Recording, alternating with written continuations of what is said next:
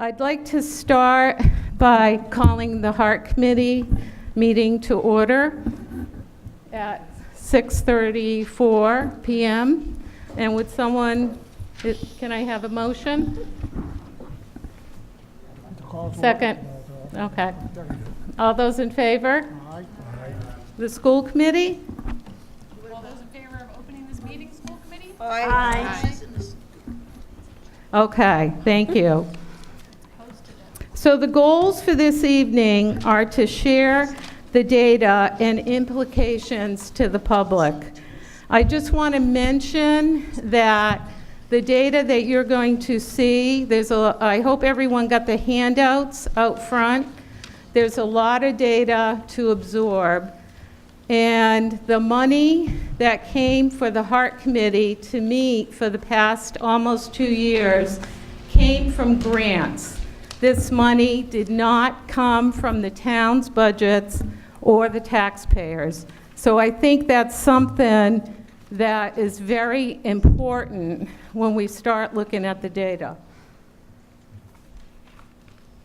We would like to listen to your questions and address them.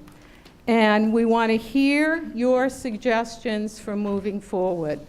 We hope that we can talk collaboratively with respect, treat one another with kindness, and move forward. I'm going to introduce our guest consultants. This is Mark Abrahams from Abrahams Consulting, Steve Hemmons from the Massachusetts Association of Regional Schools, and I saw Mac Reed, he's from Mars also.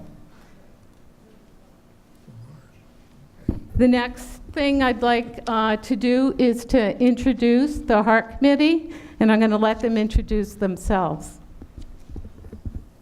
You can start, Tony. Tony Mateo, Northfield. I'm Bob Keir from Bernardston. Julia Blythe from Northfield. Thank you all for coming. I'm Jean Page from Bernardston.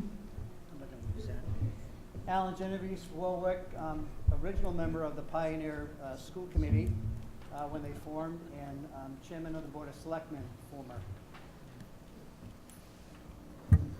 Cheryl George, Northfield. Ginger Robinson, Leyden. Shalley Pratt, Bernardston. Tom Wyatt from Warwick. And now the school committee? We have a couple Heart Committee members, too. Yeah, oh, that's right. Some of our school committee members are also Crossovers. in the Heart Committee. Jess Marshall, Warwick, Heart Committee and School Committee. Sue O'Reilly McCrae, School Committee and Heart Committee. So Jess and I were both Heart Committee members before we were School Committee members. Karen O'Neill, Leyden. Sharon Fontaine, Leyden. Pat Shearer, Northfield. Abby Pratt, Leyden. Jeannie Milton, Bernardston. Kristen Gonzalez from Northfield. Mike Townsley, Bernardston. Thank you.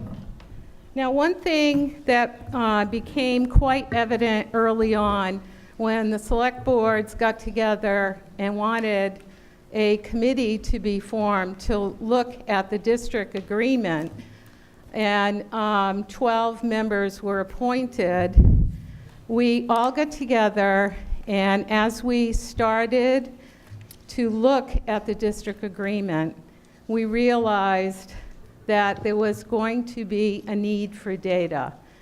And that's where we decided to go for the grant. And Sue O'Reilly McCrae is going to give you more information about that.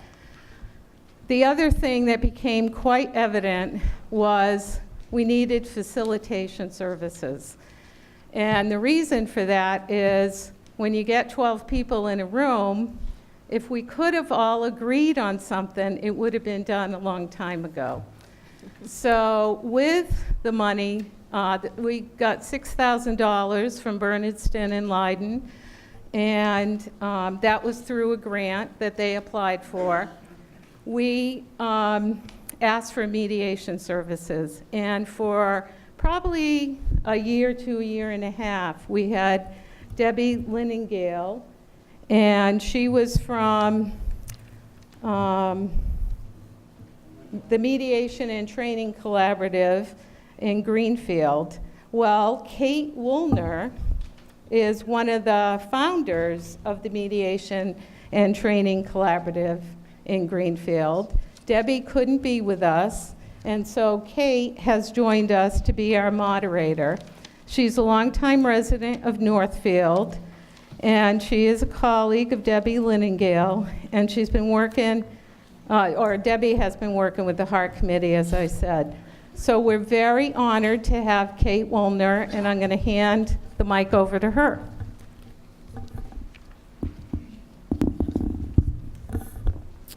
Okay, hi, good evening. I'm going to give you a brief overview of tonight's agenda so you can know what to expect. We're going to start, whoops. Sorry. Yeah, the wires back here are a little crazy. Oh, could people please turn off their cell phones? There's going to be a brief history of the Heart Committee and the grant, the timeline, and the process going forward. Then we'll move to the summary of the data by the consultants. And what they're going to be giving us data on is the enrollment overview, the if we do nothing overview, and the school closure overview. And they ask that you please hold your questions until they're done with the presentation. We'll have a good chunk of time for that. So following the presentation, they'll be clarifying questions and answers and community suggestions for how to move forward. And just want to remind us, as was said early on, that we're hoping this will be a collaborative process and not a forum for blame or lecturing, but thinking about, okay, given this data, what are some ways we might move forward? There'll be no decisions made tonight. We'll move into next steps, and there'll be an opportunity to hear opinions from individuals on the school committee and select boards and Heart if they haven't already had a chance to speak, and then we'll close. When you came in addition to the data packets, there were also cards on the table, and what those are for are if you have to leave early or you're not comfortable coming to a mic to ask a question, you can write it down and turn it in, and the Heart Committee will review all the questions that come to them that way. Okay, Sue, you are up next for the brief history of Heart.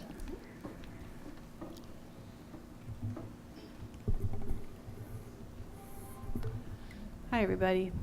So the Bernardston Select Board, a couple of years ago now, this coming February, put out a call to community members to come together to discuss as towns what to do about the fact that our school budgets kept going up and that the towns were concerned that our system would not be sustainable for the long haul. So, Bob, does that feel accurate, the call that went out? Mm-hmm. Yeah. So a bunch of folks from different towns responded to that call, and eventually what happened was 3 people from each town were appointed. We needed a name. We understand the name is not great, but it is what it is, and we're not a long-lived group, we hope, so we decided not to change it. But our mission was to basically address the fact that our district agreement needed to be updated and that we were all concerned about the sustainability of our district. So the Heart Committee started meeting. It was a pretty open-ended and somewhat nebulous mission we had. And a lot of concerned and willing people showed up, but we didn't necessarily have a direction.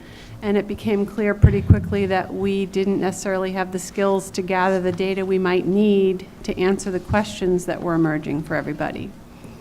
So eventually we found out that the Baker administration was putting out grants for communities that were pursuing best practices, and considering shared services and possible regionalization was one of the best practices. So we qualified under that heading for a community best practices grant. And we went in, so the town of Warwick and the town of Northfield applied for around $25,000. And with that money, we set some money aside for continued support and facilitation, and we hired consultants to help us answer some of the questions that we had. That's in a nutshell something that took quite a long time to pull together. But we eventually put out a scope of work, which had 4 main components to it, and we hired Steve and Mark to help us address the questions we had. Our questions were, what's the impact of choice on our district, in and out? Our questions were, what is an appropriate and sustainable administrative structure for our district? What's the impact of 1 or 2 schools closing in our district? And there's one more who can help me. And we had to update our regional agreement because it's very outdated. And so that's what the Heart Committee has been working on for almost 2 years. And this is a time when we're basically all hearing the data that came from that study. That's it in a nutshell. The Heart Committee is a thinking and advising group. We are clear that we are not a decision-making group. We have gotten resources and gathered information to help everybody make good decisions for going forward. So that's been our role. Okay? Sue, would you just add the role of the individual towns, select boards, school committee, town meetings, and timeline, as far as you can answer that? Going forward? Yeah. Okay. So the Heart Committee has helped to gather data. They are not a decision-making group. The school committee has several decisions to make regarding the district and the budgets and our makeup going forward. I spent some time on the phone yesterday with the Department of Ed clarifying people's roles. The select boards can interact with the school committee around our decisions to inform us of their opinion and share information with us. But the school committee is the decision-making body around school closure. We are some of the school committee members that are here tonight are hearing the data for the first time, probably. So, you know, we're all kind of processing together at this point. Okay. Thank you. Okay. So we're going to move into the data presentation, and we don't mean to be rude, but we're going to flip our chairs around so we can see what you're seeing. And just a word to those of us sitting here, be careful of all the wires when you turn your chair around.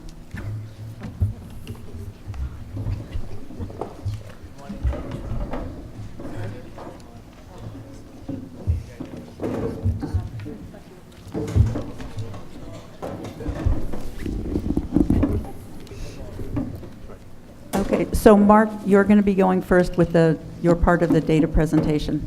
Mark Abrahams.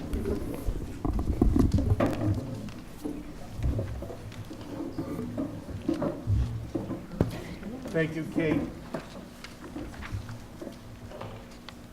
Good evening, everybody. Am I on? So first, the packet that you received has the agenda. Behind that is the PowerPoint.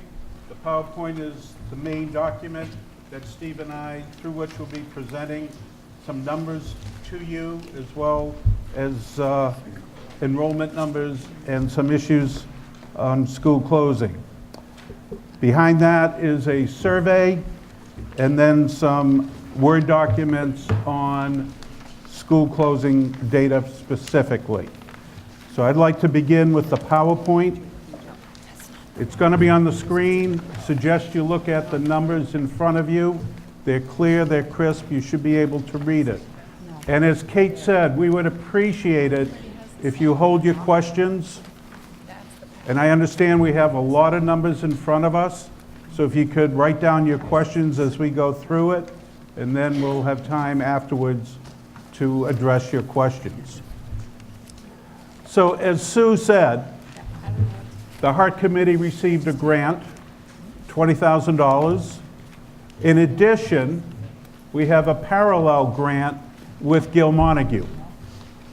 So we have a Gil Montague grant that was $48,000 to do certain things, and the Heart Committee grant to do certain things. I just want to show you the difference in the scope, because the Gil Montague grant has some benefits for you with respect to part of what Sue was talking about.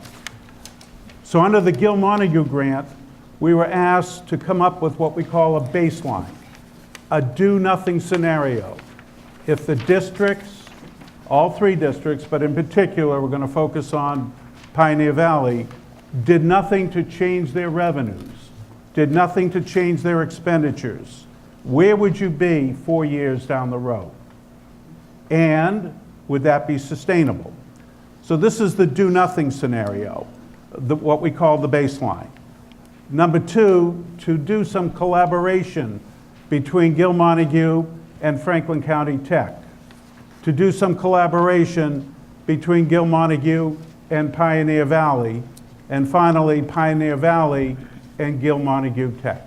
And Franklin County Tech.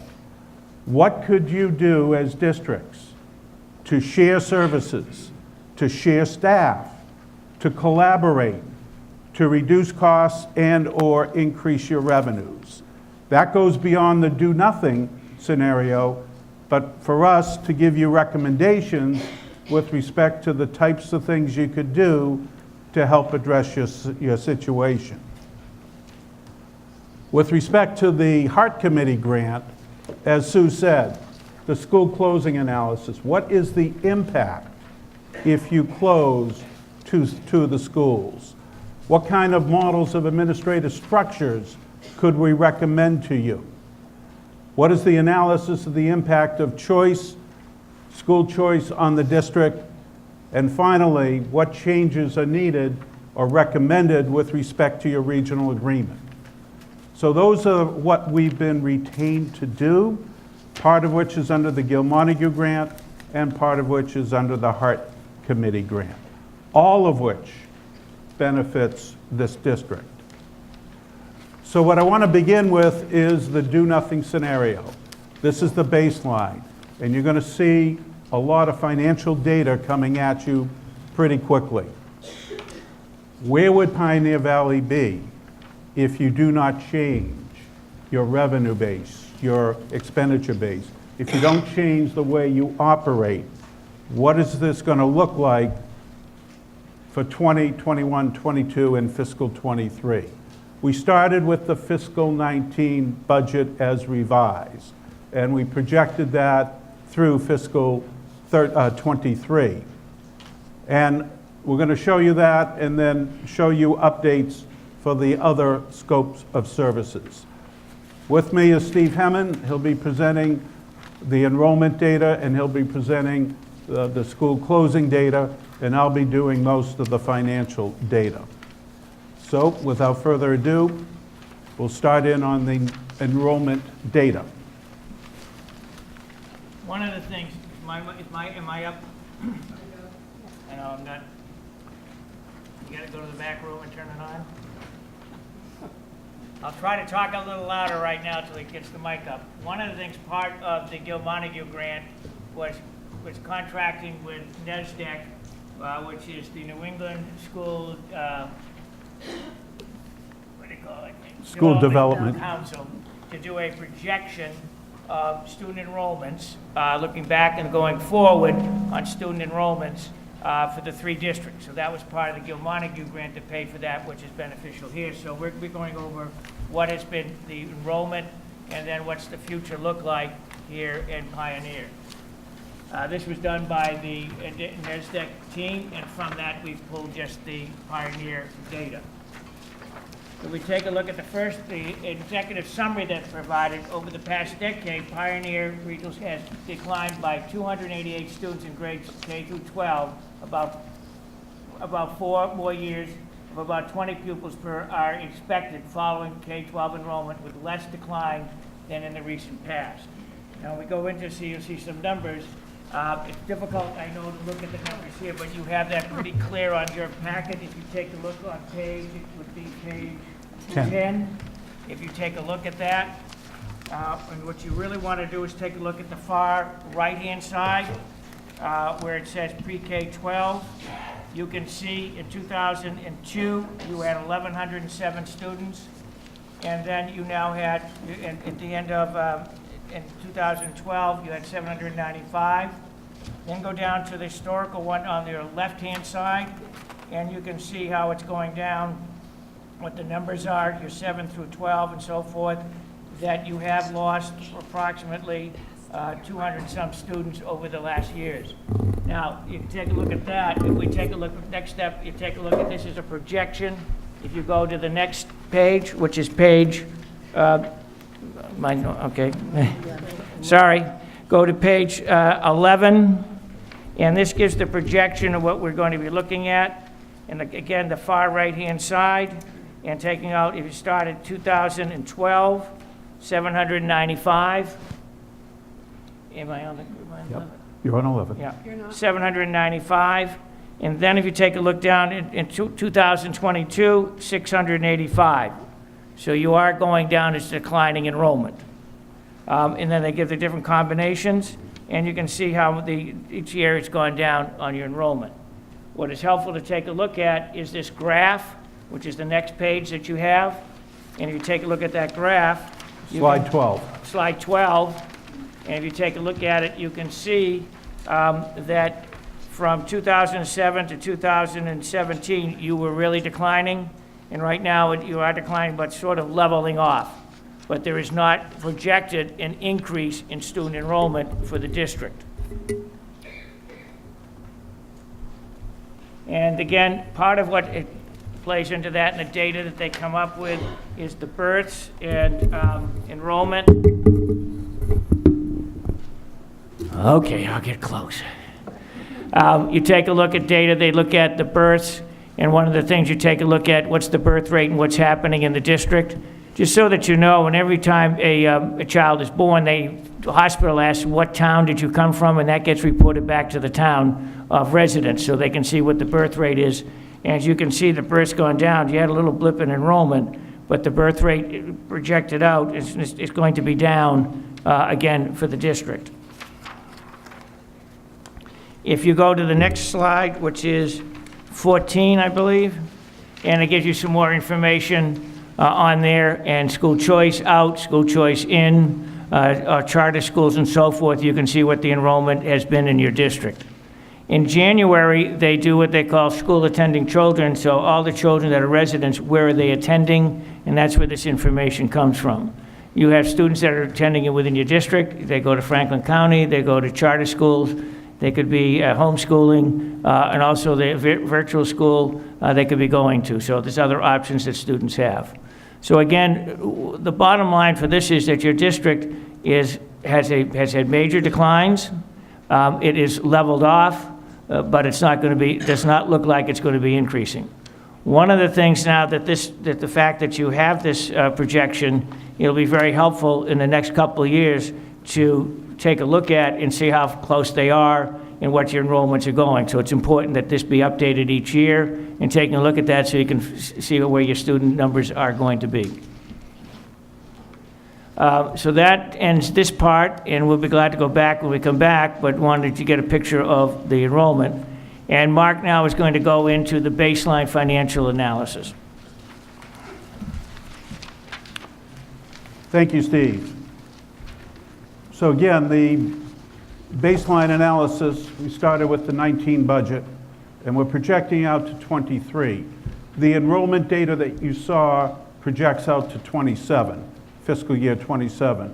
Our numbers for the financial analysis baseline is going, starting with 19, going through fiscal 23.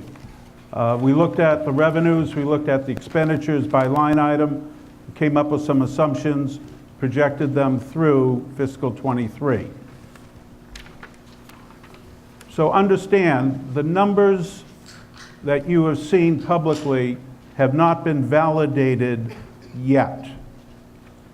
Good news is that the audit firm finished their field work today.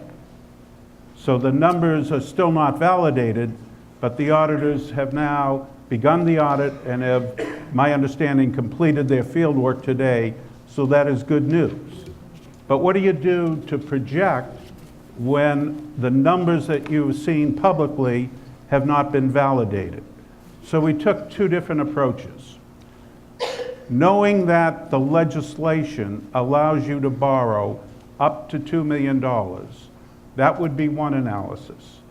And please understand, we're not saying you're going to borrow $2 million.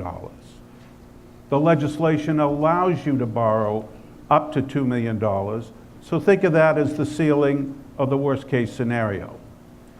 The other number that we looked at was on the district's representation that the shortfall, the deficit, the cumulative shortfall is less than $600,000. That's quite a difference from $2 million. So we're going to present to you two scenarios. One, what if you borrowed up to $600,000, calling it $600,000, and the second, what if you borrowed up to $2 million, call it $2 million. And obviously the numbers are going to be different, but we wanted to present two scenarios to you until the numbers are validated. So the first scenario is a $2 million deficit financing bond. And this, if you borrowed it, would be paid off over up to 10 years, and the DOR advised us to use an interest rate of 5%. And what would the numbers look like?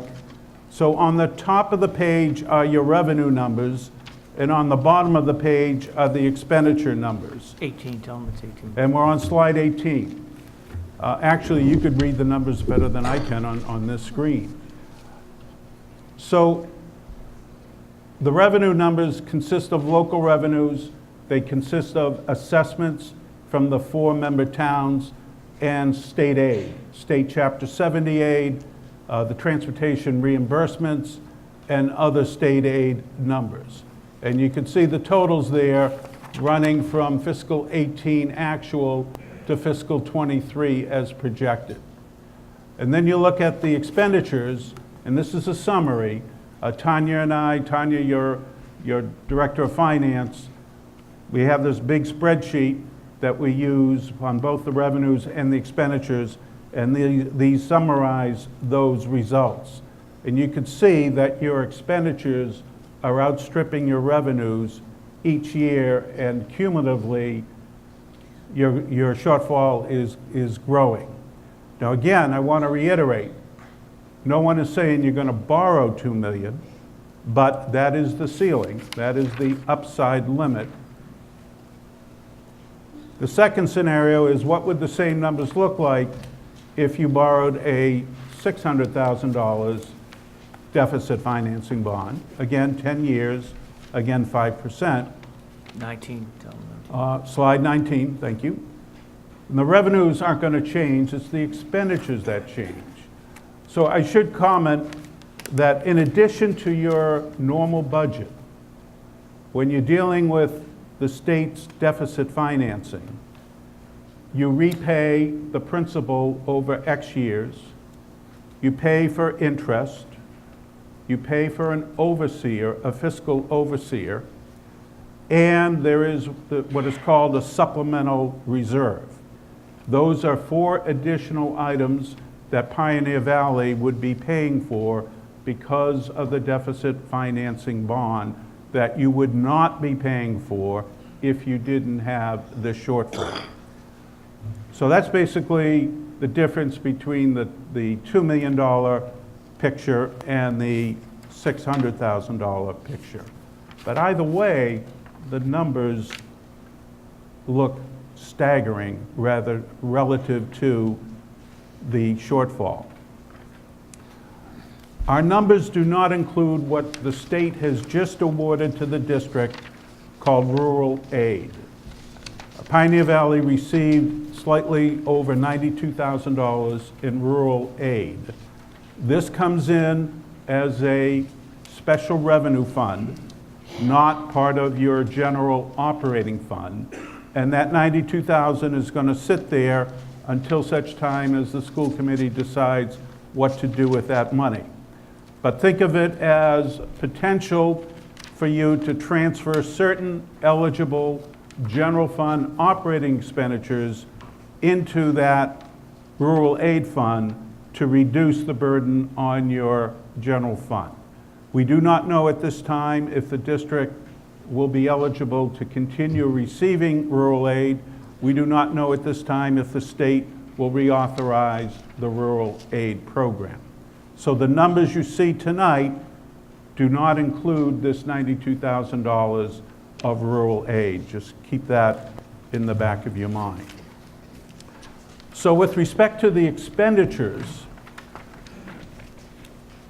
the way the district budgets, we have a term given by the state called state object codes, where salaries have 3 state object codes, 1, 2, and 3, where contracted services and supplies have another object code, 4 and 5, et cetera, et cetera.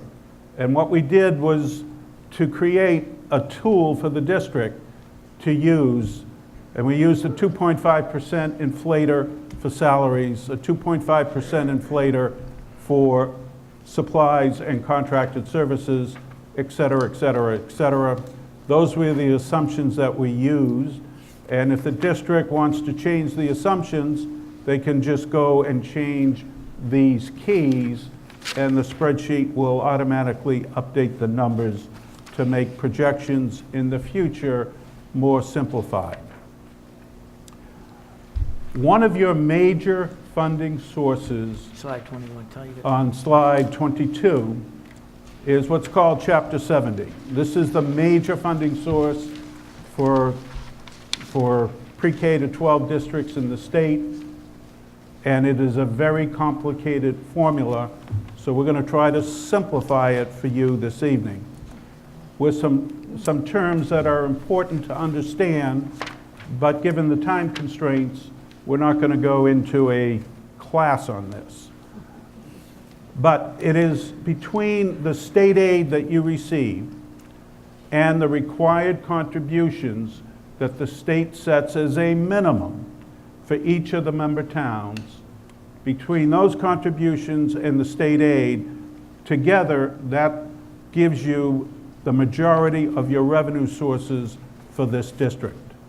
And it's based on what we call a foundation budget, and it's based on foundation enrollment, and the counts of the foundation enrollment is slightly different than what you saw with NESDEC, but very similar trends with respect to your enrollment. The local contribution represents the minimum that the state requires each district to pay based on essentially the wealth factors of each town. And then Chapter 70 is basically the difference between the foundation budget, the target of expenditures that the state establishes, and the local contributions minimum that the state calculates. So we're trying to achieve what we call this required net school spending, which is a combination of your state aid, Chapter 70, and the local contributions that each member town contributes to the district. You, as a district, are spending well over the minimum. So even though you have this shortfall, you are still meeting and exceeding the state guidelines with respect to school finance. Your 4 towns have a serious investment in your educational system here. No question about it. The numbers, and I like to show this chart, this is from DESE, Department of Elementary and Secondary Education. You can Google it, you can find this up on the web. And there's a lot of colors here. And there's a couple of themes I want to share with you. The red on the bottom, I'm on slide 24. The red is the state Chapter 70 aid. Notice how flat it is. It's level. So if some of you are thinking, well, the state can come in and give us more Chapter 70 aid, in my view, that's not going to happen. And I'll explain that in a little more detail. See the blue horizontal? That's this foundation budget, the target of spending. See how in more recent years it's declining? It's declining because of what Steve talked about, declining enrollment. And the foundation budget is influenced in most part by enrollment and inflation. So as your enrollment drops, your foundation budget is going to drop. And then the state calculates the required contributions separately. And that's the dotted line above the blue horizontal. That's the required minimum net school spending. And see the top yellow line? That's where you are spending actual dollars. And look at the gap, look at the delta between that required line, that blue line there, and the actual. This is what I mean as a district, you are investing in your educational system.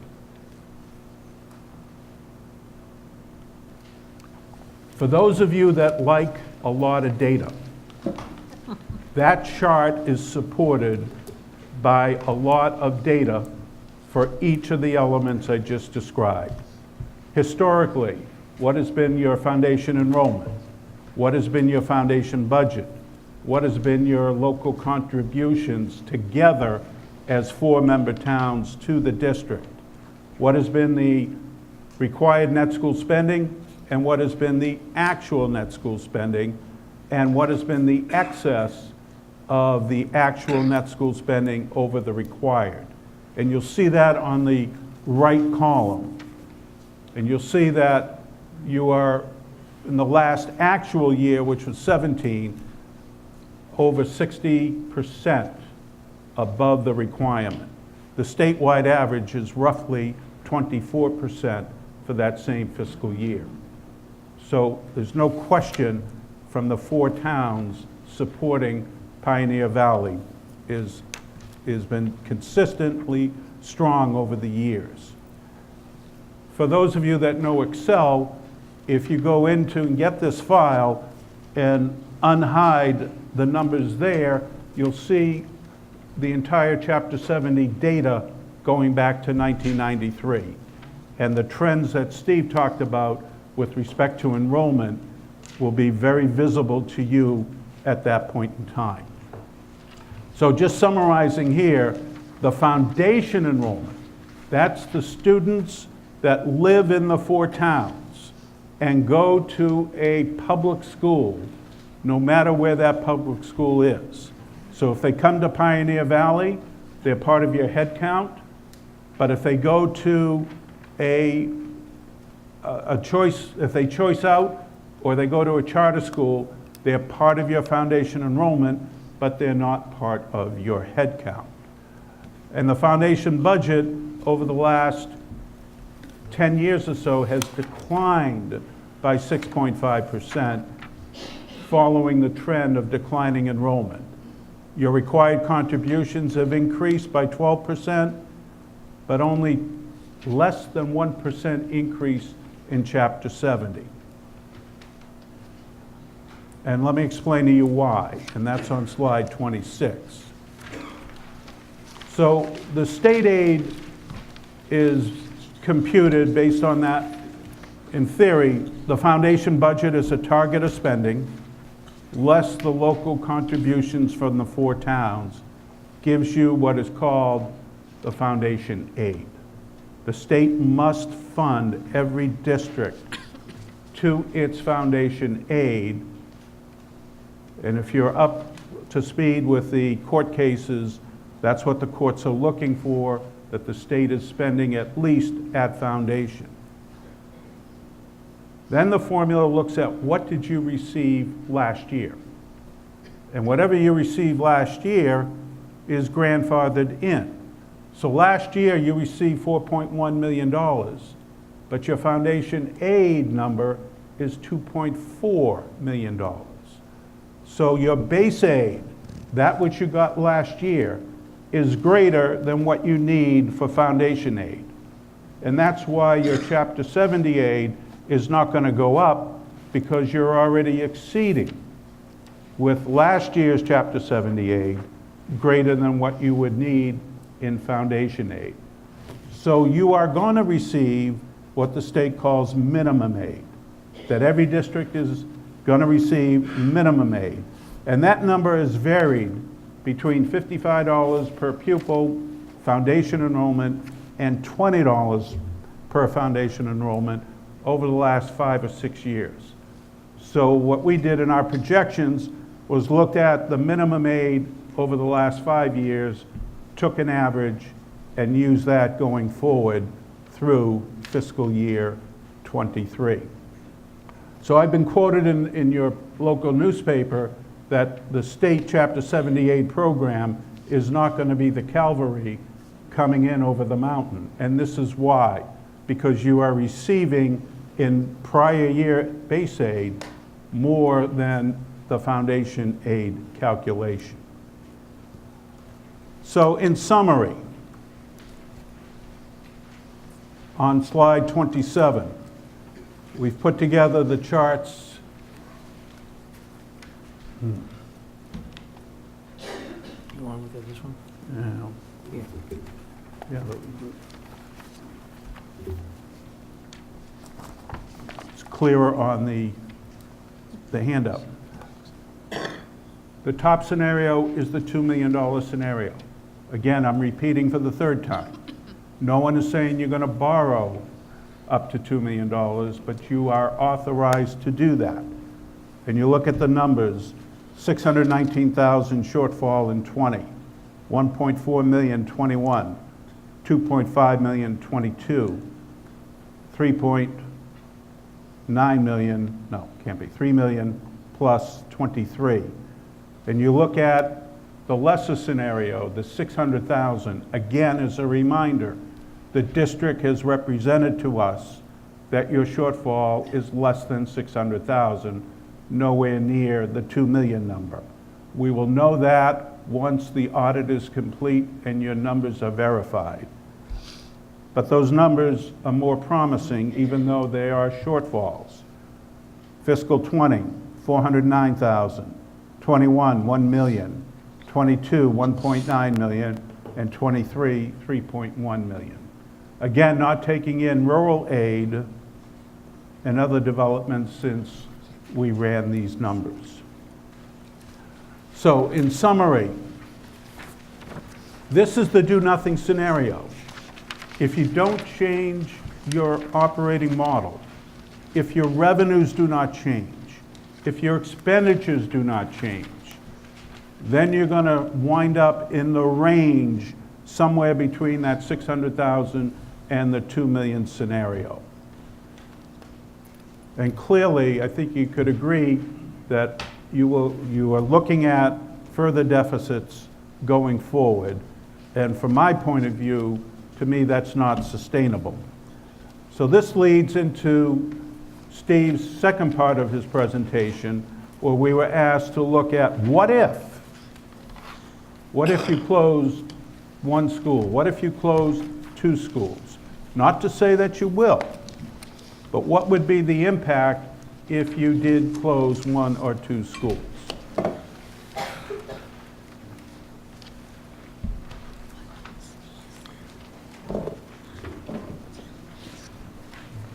I believe we're on slide 29.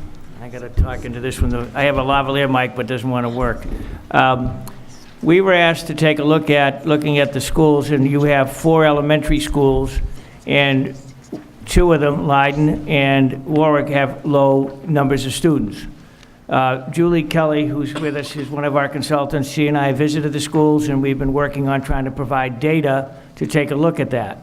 One of the things when you're dealing with the school that the school committee chose is not to send students to a school, you have to do a real study and take a look at all of the facts. And so as I go through this, I'll explain to you what the facts are, and then that decision rests, we are working under the Hart Grant, but then the decision rests with the school committee on what they want to do, but you do need a process. I want to tell you, I clearly understand how towns feel about their elementary schools. I was for 5 years in Vermont in small towns, and I know how much the small towns, their elementary school is important to them. But there comes a point where you get the educational services and the financial, you have to look at it. And one of the things that we're talking about is to make decisions, informed decisions, and what's going to happen, and be careful with those decisions. The first one we're going to take a look at is that we call Pearl Roads Elementary School. And as you can see, I need to turn this a little bit this way.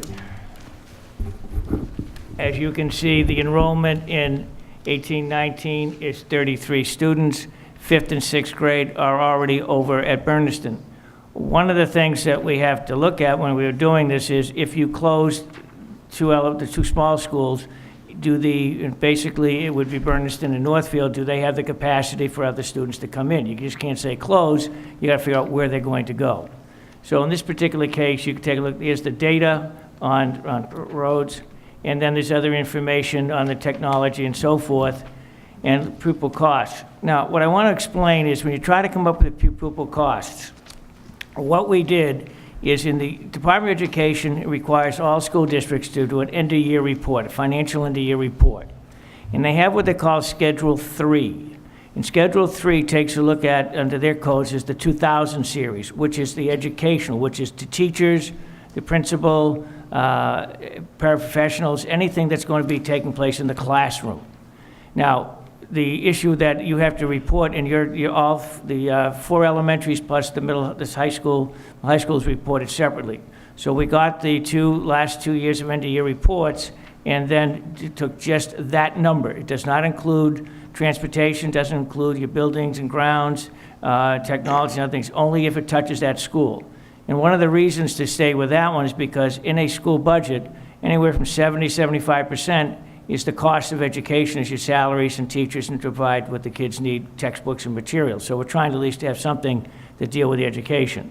And if you take a look here on the pupil, and one of the things I went back and I looked at, you take a look how it jumped from 16 to 17. I don't think in 16 they did not report a certain people correctly, so that's why the cost shows a little higher in 17. Again, it's how the district reported it.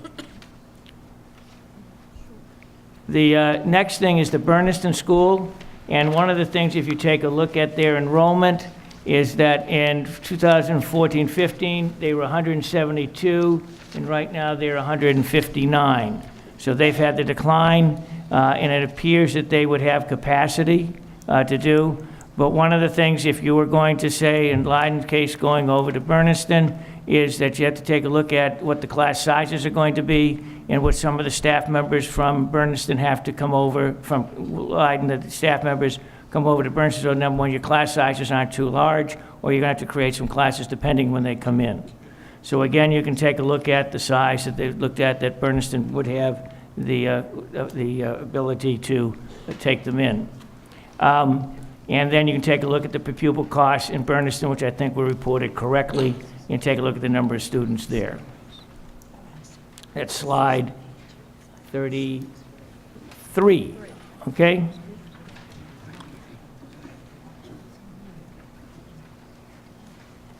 All right, we're going to go on to the next one, which is Warwick. And again, looking at Warwick, this is the number of students that they have is 58, and it varies. And again, one of the things on number of students, we tried to go with October 1. Traditionally, in the last 50 years of the Department of Education, enrollments are reported as of October 1. Now, that means whatever the number is October 1. You can go into March, and you could have more kids, or you could have less kids, but at least you have a point of time that you're dealing with, a point of time for comparisons. And one of the things in there is that there's 58 kids, and 27 of them are school choice. So they're close to around 30 kids are actually Warwick students in the building. And then, again, we're advised that 4 new students came in. So I just want to make sure you realize, if you take a look at the number there, we're doing October 1, but that can vary, obviously. People come and go. The next one is the Warwick, and taking a look at their Schedule 3 and the Function 2000, and you can see what the numbers there. And there's approximately 135,000 comes in from school choice, and then you can see the difference in the cost of the 33 students that you would have there per pupil. One of the things to realize on school choice, you get $5,000 per student coming in, and the per pupil cost, as you can see, is much higher. School choice works when you have spaces that you have, say you want to make no more than 20 in a classroom and you've got 15, you could put 5 more students in because you don't have to hire another teacher. You have to buy some more textbooks, but not that expensive. But it becomes a problem if you had 25 and you took in 10 more kids and you went to 35. I'm trying to exaggerate, but the point, you're not going to have 35, so now you're going to have to hire another teacher, and that's where it becomes costly, and maybe school choice is not the best way to go at that point. Next is Northfield, and Northfield, 196, and they now have 185, and they do have space that we took a look at, that they could, Northfield could come in, they could absorb students there, and you take a look at the enrollment. Again, we're doing October 1. In your packet that you received, there's like 4 sheets from each elementary school in the town. It gives more detail. I'm trying to summarize it. I mean, I could read through every page, and I don't think we'd want to do that. But again, this gives you an idea on the enrollment and the size of the classes. And there's one class for each grade. But again, one of the things that would happen is if Warwick was going to come over, there's not been a study, more study would have to be done in order to determine how many would have to come over and staffing and what would be those numbers. And you'll see some numbers on those sheets, and those are really the numbers on the Warwick side. One are, you'd have to decide how many teachers would still have to come and staff, and that study would have to take place. So baseline summary is, that's yours, Mark. Okay, let me just finish on this one. So one of the things that, on the school closing, if you take a look at it, you really need to do it in a very thoughtful way. We've tried to provide you with data, enrollment data, some pupil costs, to make some decisions. One of the things to take a look at is to take a look at right now on Leyden, is that Leyden School, per Roach, am I right? Did I got it? Yeah, per Roach, thank you. Is that you take a look at currently you have 5th and 6th already over at Bernardston, and the number of students in that one you really need to take a look at, and possibly you could deal with that this year, but still need to do some more. The school committee now, it gets over the school committee, they have to make some decisions. Warwick is another situation in that you're a little further away from, say, Northfield. Also, it's a newer building. It has some uses, but it needs to be studied carefully. One of the things I can tell you that I was teaching, and I was in Norwood at the time, where I was a teacher, and in that area they had declining enrollments, and they closed schools very quickly, and then all of a sudden they had an increase that they needed. So you've got to be very careful what you do with your buildings. So you need to take a look at, and one of the things is my personal suggestion, is that you might want to take a look at a study of, if you're going to deal with work, what are you going to do? What can be uses of that building? It has to be used for education, but there are other options you can look at that you maybe even think about. So again, being very careful about it and methodical on what you're going to do. One of the things is you want to make sure what your buildings that you're providing the students with the best education, the best experiences that they can have with that. So with that one, and we'll come back to that and any questions that you have, what I'd really like to make sure is that you take a look at the data that we've provided.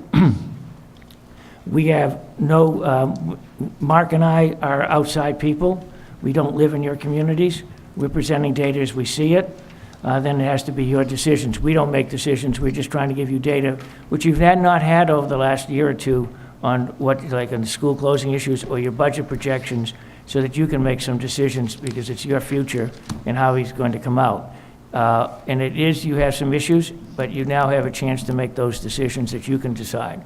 You are under financial, the state has an overseer, they do have financial control with you, so again, their state is responsible to make sure the students are educated, Constitutionally, it's been court cases that they are responsible, so they have to make sure that the students receive an education. So they're working with you, as long as you're making some decisions that are in the best for students as well as your communities. Mark? So the baseline do-nothing scenario takes you, as projected, through '23. Even with the Leyden School closing, there's still going to be shortfalls. So we do want to mention that. The Leyden savings is about $200,000 a year. So over a 4-year period, that would reduce that baseline shortfall cumulatively by $800,000.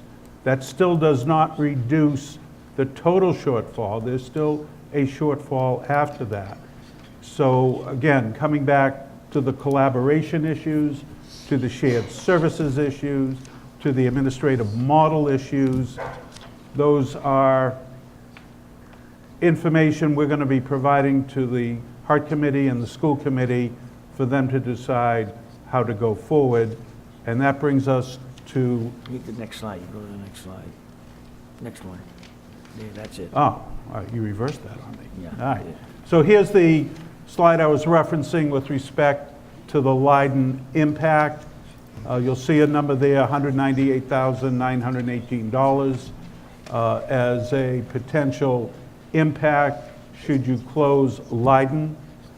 So I call that 200,000. Take that to 4 years. That reduces your cumulative shortfall by close to $800,000.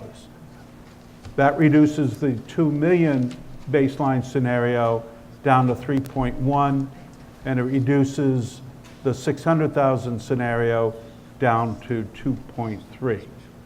Better, but still a challenge to overcome. I want to add that the decision, we were asked if you took a look at, if you did close, what could be that effect?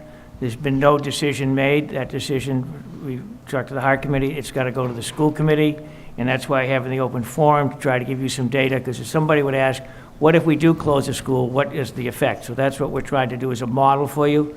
But I want to repeat, there's been no decision on that. That rests with the School Committee. They decide what they want to do is also with Warwick, what they want to do there. But we're trying to provide you with some information, some data, and you can make some informed decisions. So we want to thank you for your patience in listening. We know we threw a lot of data at you, but our intent was to summarize the data to open this up for your input. And with that, we'll turn it back to Kate.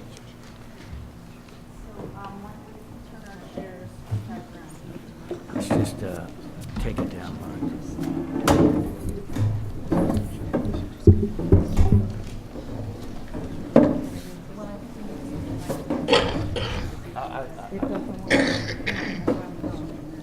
You lose it now and I'll come up to you. Go ahead. Yeah, we'll work that.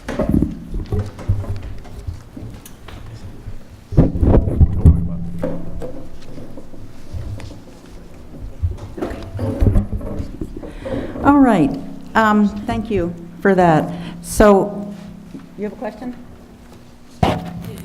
Is this the question asking period?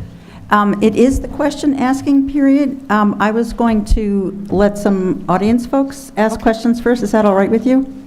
Thank you. So if you have a question, we have a mic here and a mic here, and I ask that you give your name and your town. Do you need help making the mic appropriate for you? Hello. Is it on? Do we hear me now? Okay. My name is Eric Ballou, and we're here to discuss our concerns about the elementary school band at Northfield. So our first question is, can we put more money in the budget for the band program? And considering the beginning band, so the 4th grade band, which we have closed that, so now we only have the advanced band, the 5th and 6th graders. And that's the first step in getting rid of the 4th grade, and it's kind of a cascading movement. Once you get rid of the 4th grade, we're worried that there could be a downfall because we have a limited amount of students in the 5th grade who are doing the band. So once it keeps going down, then we're worried if we can put more money in the budget to keep that fourth grade band going, to kickstart the fifth and sixth grade, and then move the band to when we all of us graduate up to Pioneer.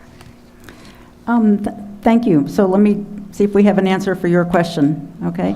Is there somebody on the school committee who wants to address the question?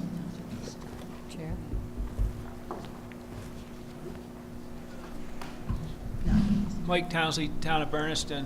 I believe that's being worked on, so I would recommend coming to the next school committee meeting, and I think that'll be addressed next week. Thank you. Next question or comment? We wanted to talk tonight because we were worried about the future of the band and the limits of our budget.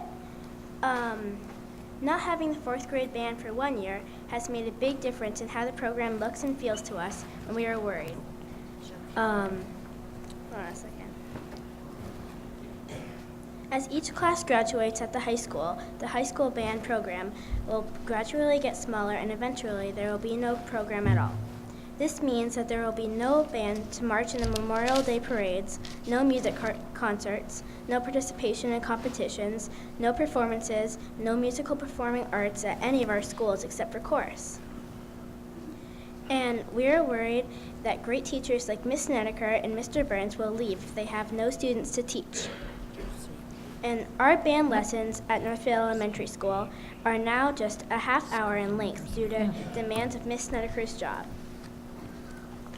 Do you have a question that's different from the one that was just asked? No, I'm just adding to it. Okay.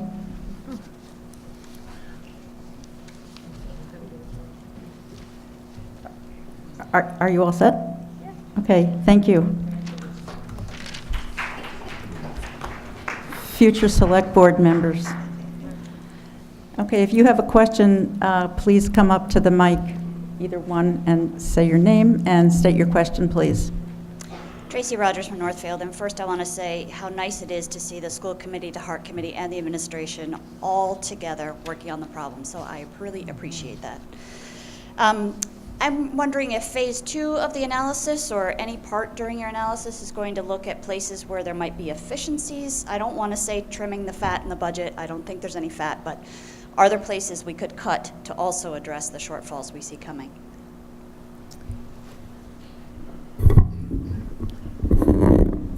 One of the things that we're doing with the Gil Montague grant, which you're part of, I don't know if everybody realizes that when the Gil Montague put it, both Pioneer, Gil Montague, and Franklin County applied for money and they got that grant. So part of that, we were making sure that things weren't overlapped. The answer is, yeah, one of the things we're looking at is shared positions, shared services that we can go with. What can you do? What it can happen is because you're municipal organizations, you have you can have intermunicipal agreements and you can share personnel.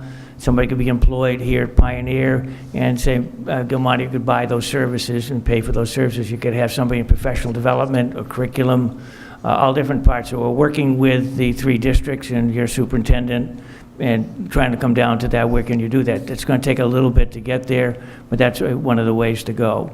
So we are looking at that as part of that grant. It's not part of the Heart grant. So we didn't want to overlap stuff. We want to use the money the best way we can. That includes, for example, buildings and grounds, information technology, SPED, in addition to what Steve mentioned earlier. Hi, Christine Broder, Leyden. Mark, with regard to the projections that you have on the spending through 2023, is it safe to assume that we're going to continue to spend, or do your projections include continuing to spend at 65% over the net school spending requirement? And if it is, then is there some analysis in place that shows a more like a 30% or 25% spending closer to the state average? Okay. So everybody hear the question? Okay. All right. The question was, in the baseline, are we assuming going forward that you'll continue to spend 64% above the net school spending requirement? Keep in mind what the baseline is. It's a do-nothing scenario. So it assumes what you're doing today continues forward. So the answer then would be no. Well, no, the answer would be it assumes the 64%. Now, take that a step further. What Steve was talking about in terms of shared services, collaboration. So that's where some efficiencies could be identified, where costs could be reduced. And if that's the case, then that 64% would start coming down. And how far down depends on how many recommendations are accepted and what decisions are made by the district going forward. Hi, Christian Gerton from Bernardston. I want to ask you about the graph on page 24. From your projections and also from this graph, it seems like the story that you're telling us here is that we're spending too much money. This graph on 24, though, by itself doesn't quite say that. This required net school spending, that's, just so I understand and to be clear, that's a minimum that the state sets. Is that right?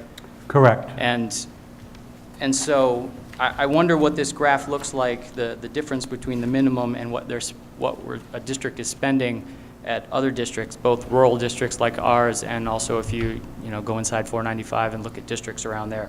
What does that gap look like at other schools? And do you have experience with that, or are we an outlier, or are we in line with a lot of districts? Okay, so let's recap what this represents. We're talking that black dotted line as the required net school spending. We're talking this as your actual net school spending. This is the 64% above that requirement. You can spend as much money on education as you wish. The state is setting a minimum, and that minimum is based on what we call wealth factors.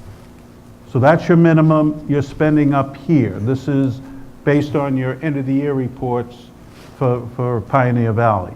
Okay. You can reduce that, you can increase that. So as the lady mentioned earlier, can we reduce that from 64%? So if some of the subject areas, the functions that Steve was talking about, buildings and grounds, SPED, IT, administrative structures, if we come up with ideas and the school committee agrees with them and implements them, then your total spending would be reduced. And then this would come down. This represents everything except for transportation, debt, and capital by and large. So we're talking about your monies being spent for the students as opposed to the buildings, as opposed to debt service and transporting the students. We do have experience with other districts. There are data available. So the data is available to look at all the rural regions, regions of similar size. Data is readily available to look at all academic regions taken together, 4 member town districts. So that data is available. That's not part of our scope to look at. Where is the data? Department of Elementary and Secondary Education has a lot of this data up on their website. Justin Duncan? Yeah. Is that mic working? No, I don't think so. Justin Duncan, Bernardston, Superintendent. I'd like to know, the state is supposed to reimburse us 100% of transportation. It doesn't work. It doesn't work. The state is supposed to reimburse us 100% for transportation. What percent are we getting? Let me respond. I think we don't have a spending problem. We have a revenue problem. The transportation is supposed to get 100%, and they don't think it's about 50%, something like that. Let me respond to you, because that's one of the things at the Regional School Association we deal with. Right now, the law says 100% reimbursement for those students that you're transporting over 1.5 miles from their house to school is subject to funding. The state legislature has not funded that at 100%. I think they did it once, like 20 years ago. Right now, the funding is approximately 70 to 75%, somewhere in there. We expect this year for the reimbursement for those over 1.5 miles. Anybody under 1.5 miles you transport, and you're in a rural area, so you transport kids under the mile for safety issues, are not reimbursed. So that's an issue not just here, that's an issue statewide, and that we keep fighting, trying. We'd like to try to see if we can get it up to 80% consistently, but that's been a problem. We're at 67%. The law says 100%. And the other issue is, we get $5,000 for a student coming in school choice. What do we spend for a student going out? $5,000. Charter schools? Charter schools are about 10 to 12. Okay. So we're funding the charter schools. You're dealing with, quite frankly, to be honest with you, you're dealing with an issue that is everybody's facing. We hear that in other districts that we're going with on the charter school, on the reimbursement for transportation and so forth. So you're not the only district that has that concern. I just wanted you to clarify what you said earlier about the state is supposed to reimburse at 100%, but that's when subject to funding. Okay, so there is that little catch. I'm Anna Joseph, Northfield, parent of one graduate and 2 current students in the Pioneer District. I appreciate the projection as to what you would expect closing Pearl Roads, and forgive me if I missed that, but I think the understanding in the broader community is that the closure of Warwick is obviously also in consideration. I'm wondering if you projected what the potential impact would be of closing both schools.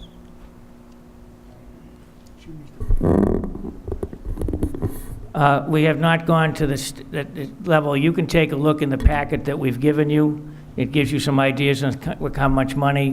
One is if you closed it with the money that would be there, but also then the issues would be dealing with the instructional piece of it, teachers and paraprofessionals, how many would have to go over. We have not done a complete study on that one. As I said earlier, I think in the case of Warwick, there are other things that you've got to come into consideration, and taking a look at a good study for that and what you want to do. And I know how people feel about it, but you really need to look at that. In both, the school committee needs to look at dealing on Leyden Pearl Roads as well, looking at clearly what those would be, and then what are those factors there are going to happen when they move it, and what's going to happen within the communities and so forth.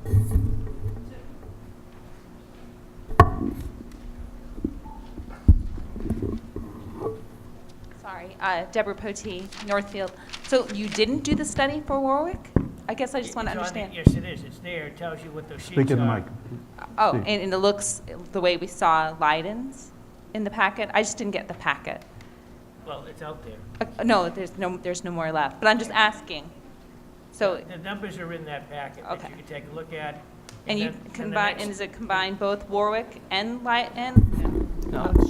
Each one has their own, and you'd have to take, one of the things that has to happen, it would be, is that the dealing, and the school committee have to deal with this, is on the Warwick side, is how many teachers would have to go over to Northfield because of student enrollment issues and class sizes and what things had to change. So the numbers are in there. Again, that's a school committee issue that'd have to come over. We did talk with the principal at Leyden in looking at his numbers and get some ideas on what would happen there. You can't just say all of the teachers are going to be, you're going to not have them, but there's going to be issues when you're coming, class sizes and what you have to take a look at. So the numbers are in there, and then the school committee needs to make that decision in going through But a that process. would be true for Leyden too. What? That would be true for Leyden too. Yes, it is, yeah, both buildings, but the data is there.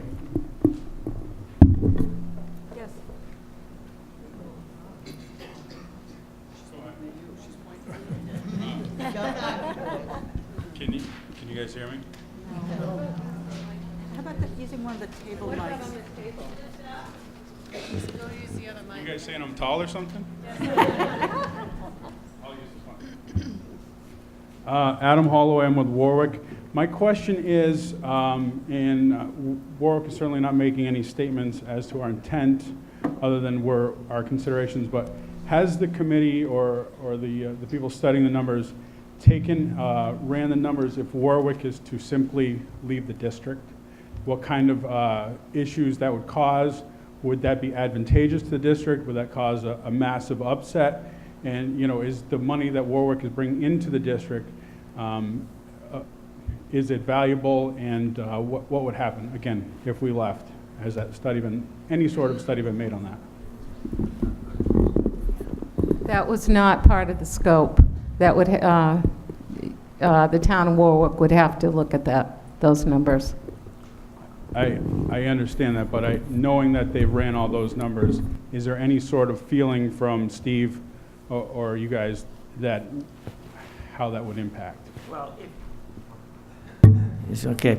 If you were going to, if Warwick wanted, you know, your question is if you were going to leave the district, is that my question, your question? Yeah, what would be the financial impact on the district? Well, there would be a real financial impact on Warwick, because you have, within your district, within your regional agreement, there's a process that you want to withdraw.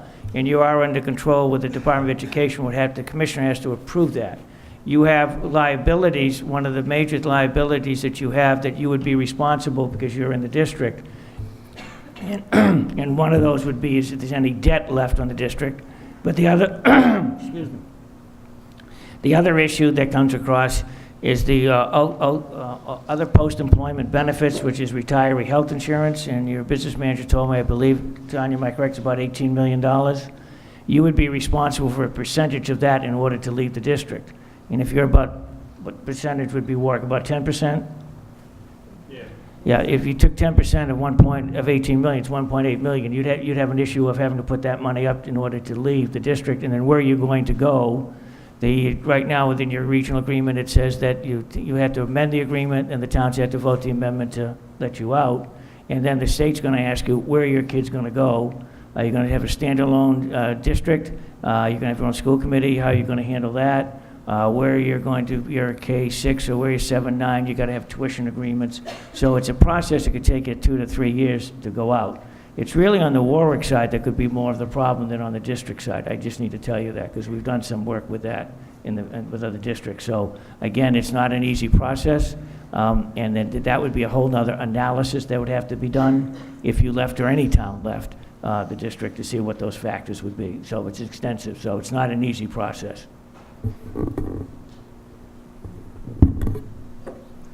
Christian Girton, Northfield, nope, Bernardston. I just moved. I almost did that the first time too.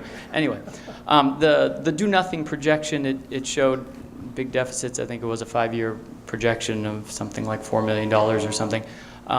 Do we have a projection for, just in a raw numbers, how much needs to get cut out of every year so that number comes to zero, no deficit? We have the shortfall identified in each year. Okay. So yes, both at the 2 million scenario and the 600,000 scenario.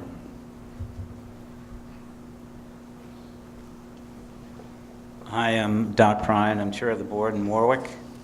And my question is there been any examination or thought about what the impact would be of closing a school and loss of the school choice students, or possibly students that would choice out because they're not going to school in their town?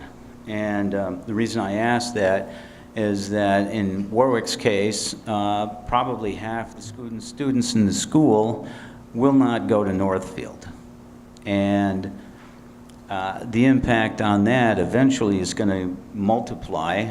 By the time it gets to the high school level, it's going to be quite significant. And if the losses in enrollments are already significant, that's going to spell a very difficult situation for the district as a whole. Any study on that?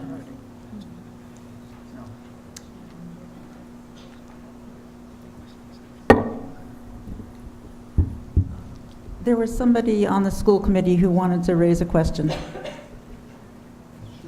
Yes. We were talking about the budget for Leyden, and I think you said it would be a savings of $200,000 a year over the next 4 or 5 years. Was any savings or any calculations on transportation added into that?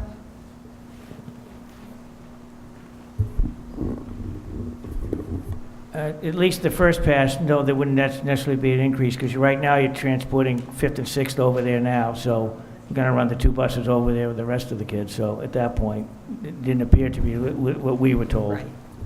Thank you.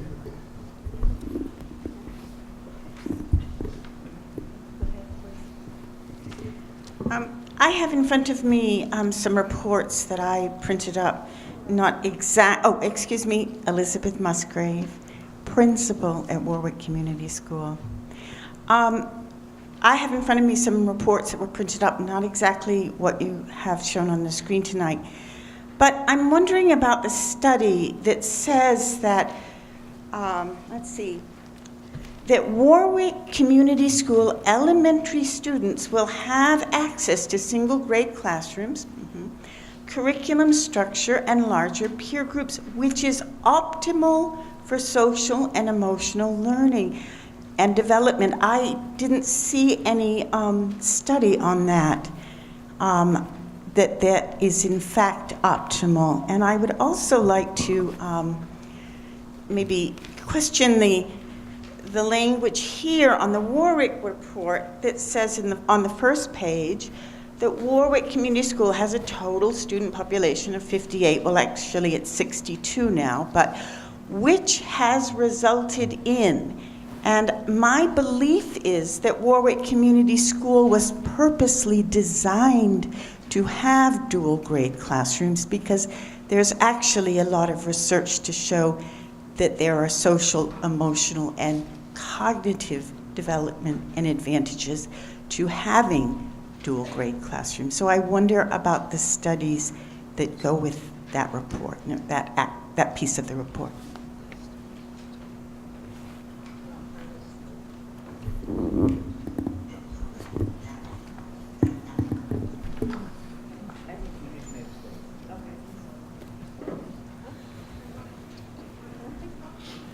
It was a statement, it wasn't a question? No, it was a question. What was the piece, what was the research? Where is the data to support those statements? Of what is optimal? Yes. What is optimal, right? Where's the research to show that's optimal? We're not getting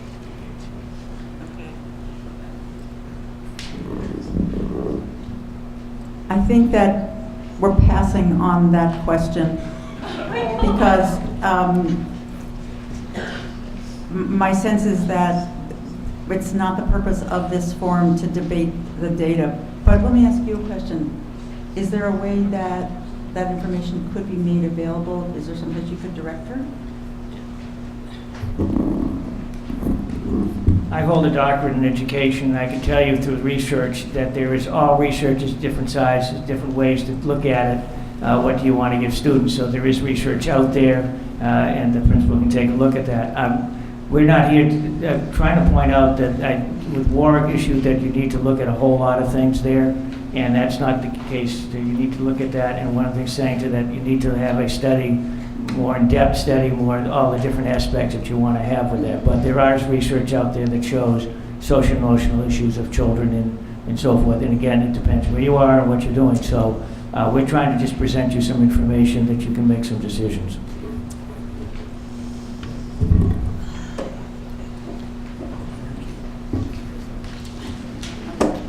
Is there a question here? Yes, actually, I have two questions.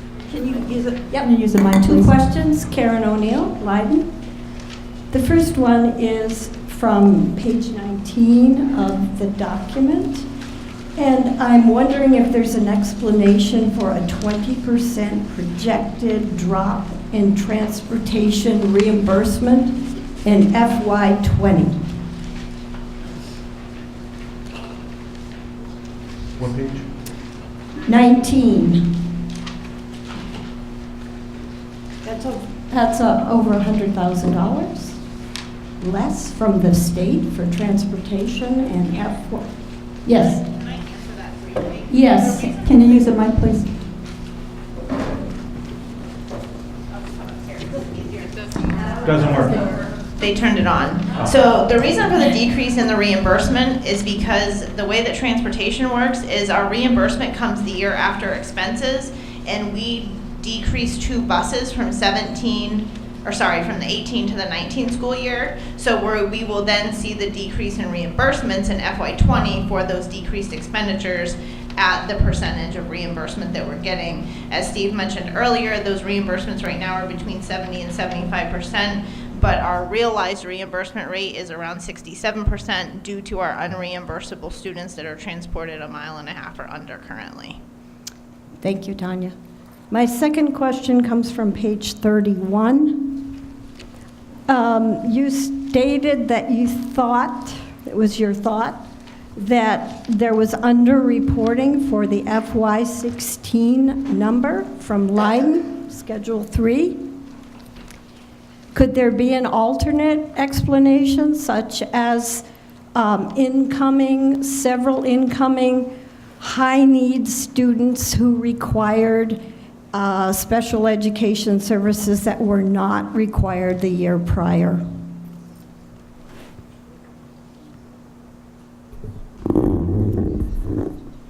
Could you repeat that for a second, please? I'm just checking something else. Go ahead, what?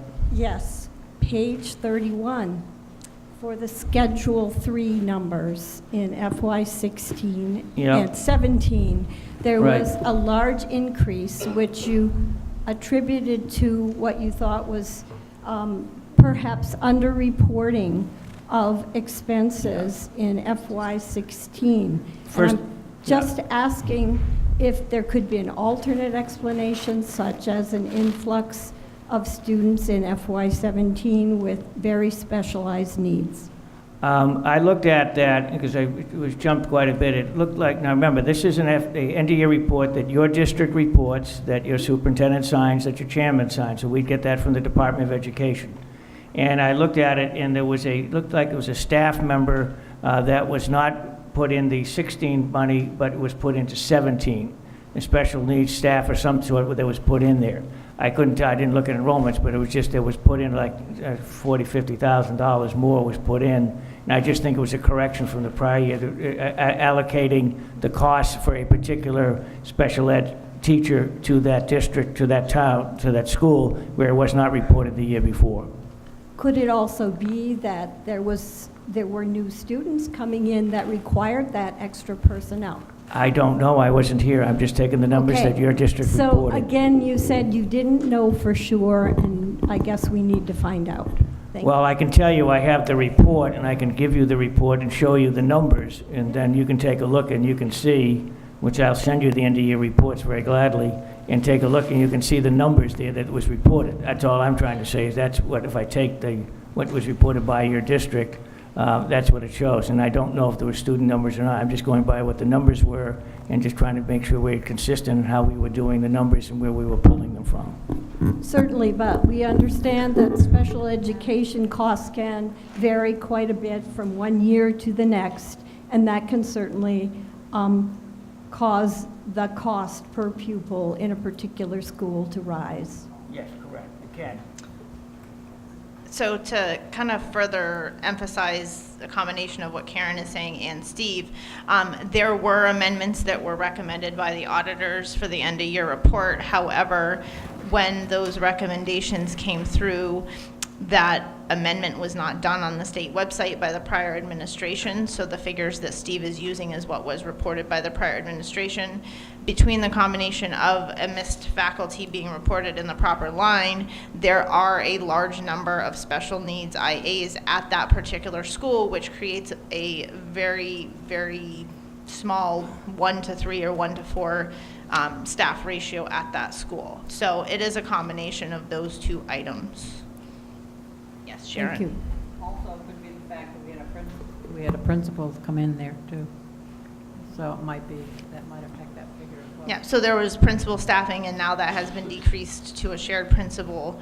The total cost for Leyden for FY19 is around $460,000 total. So those staff costs have decreased, but there still is a large ratio of special needs staffing at that school.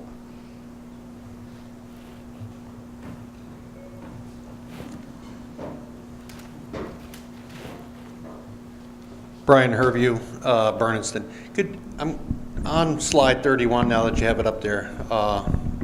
My question was, could you clarify again how you came up with that per pupil cost number again? You said, if memory serves me, they had to do with the physical classroom. Is that true? The end-of-year report requires that you put into that, and I'll gladly get it to you.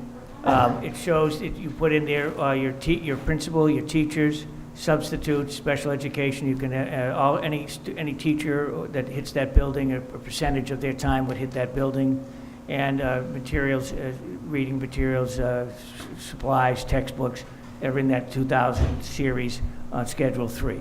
That's what that is. So every school that's why I felt it was easy for comparisons, not taking into account the other transportation. This is just because remember, at least 70% of your budget is staffing for the kids that you need to have. So that's what we did. Okay. But it's I just wanted to clarify that because the number seems disingenuous if you don't include everything else it takes to run the school district, right? But this was just a comparison of the 4 schools that at least we could have some data that was actually submitted that we could count on. My name is Alex Meisner, Northfield Select Board. So this is a question in regards to your conclusion, gentlemen, on the business model update or improvement. So this is a question I guess anyone could answer. Have there been any extracurricular or education policies or proposals made to the district or to school as to how we can bring money in to bring students in? Because for a student who's not in the district, they might see something that will want them to come to this school, that they will want to come to the school for. So has there been any brainstorming or thoughts on what we can do to bring students into the school regarding extracurricular or education? I think our new superintendent can speak to that. Yeah, I've actually met with the new president of,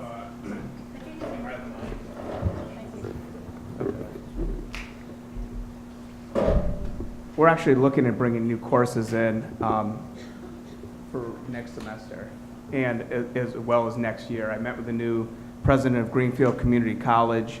I attended several of her board meetings there and in discussions with them of different opportunities we can bring to Pioneer. We're talking about an Academy of Law and Public Safety course, which combines criminal justice, EMT services, fire services, very unique program that's not offered anywhere that hopefully could retain our students and then bring in new students. I met with Vernon, school committee members. They toured this building. Nobody's outreached to them in 3 years. They're very interested in having their students, more students come here. In fact, so we're going to be having a technology night to showcase some of the things that we've done here as far as middle school robotics, high school robotics, also new programs that we've started that hopefully there's an interest in. We're looking at nursing programs, coding and medical billing and coding programs. So we have things that we're going to implement and we're going to hopefully start them this next semester in January, some of them, and then some are being planned hopefully for the fall. So there are a lot of things in the works and a lot of, we've kind of explored different options and to bring in revenue. We're looking at solar panels at Pioneer to no cost to the district, which could potentially generate, $700,000 or $800,000 over the next 20 years. These are things that are all in the works right now, but we're definitely looking at, ways to bring in revenue. Also working with the Collaborative for Educational Services and maybe providing a space, for new special ed programs that other districts, they have a need, to have their students come into these programs. They would tuition into us. So also other ways to bring in revenue. So this district, we're not doing nothing. We're doing stuff, and we're thinking ahead of how can we retain our students, what's going to attract them to want to stay, and what's going to attract new students into our district. So. One more thing, Jonathan, is I know what you're trying to do is restore the music program throughout the district. Yeah, that's something we're going to talk about next week. A lot of students brought that up. As far as band, is trying to reinstitute that in January, as well as a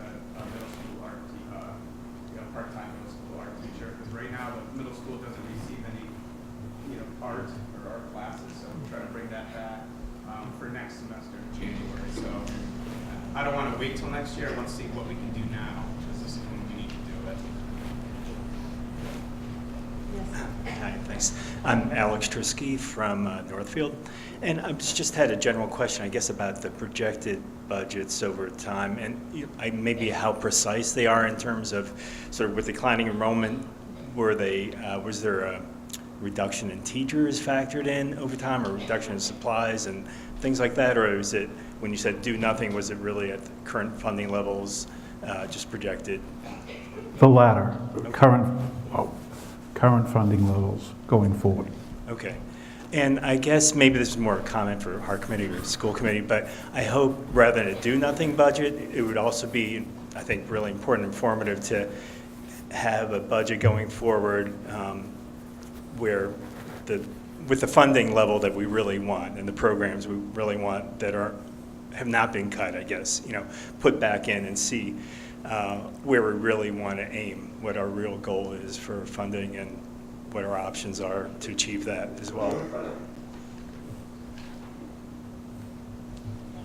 Hi, Jennifer Kaur from Warwick.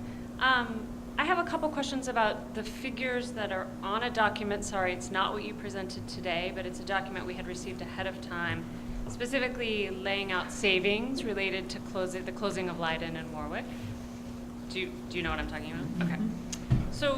So as I think you're informed, many of us have really been diving into these numbers and trying to understand what's here, because as much as I can appreciate you don't want to dive into all of this tonight, I think what you've written in these documents is what will ultimately inform a decision on the school committee's part, and therefore there's some real responsibility in making sure that this is accurate information, that this is defensible information, and that these are savings that we can really bank on as a community of 4 towns going forward, that they're not just numbers to make us feel better today. So I'm sort of specifically looking at the costs related to closing Warwick, obviously. And I see that many of the things that have been listed, I'm not going to go through these kind of point by point because I don't think that's what we're all here for, but many of these are costs associated with educating our children. And if presumably our children come into Northfield, those costs move with our kids. So you don't save on special needs because those special needs kids come into Warwick and they have the same level of need of support. You don't save on teacher salaries at 100% if you're bringing 75% of our teachers over to Northfield to educate our children. These details really matter. And I wonder then, what is the process for refining these numbers and getting something real that is defensible before the school committee makes a decision? What would have to happen is sitting, and again, these are numbers, if you read carefully, you said, without teacher, support personnel, or materials, reductions may need to move to Northfield. So we state those, these are the numbers, and they might have to take all or some of these numbers would be going to Northfield, so there wouldn't necessarily be a savings, but these are the outstanding numbers which we've reviewed. So then what would happen is you'd have to take a look at dealing with the students going over and with the Northfield administration. Okay, what are these class sizes going to be? You're going to need a teacher to come over. You're not going to need them. You're going to need the paraprofessionals. So all of that would be the next step that the school committee would need to follow and do. What you just said, they'd have to do that and figure out where they're going to have to go. And so what are those numbers? What would be the savings and what would not be? But we just listed those items there that would have to be in consideration. I guess my point would be that it feels irresponsible to list the figures in the way that you have, because we know that that variable that you're referring to right now is actually really significant. It's the difference between what is described as something like $600,000 worth of savings and what could potentially be far less than $200,000 worth of savings. Those details matter. We did not say these would be, we said these are the numbers that they're for the budget numbers. We've had them reviewed with your business administrator, and those are the numbers there. And then the decision would be is how many would go over and how many wouldn't. That has not been studied. That's the next step in taking a look at what the student needs are and what the class sizes would be.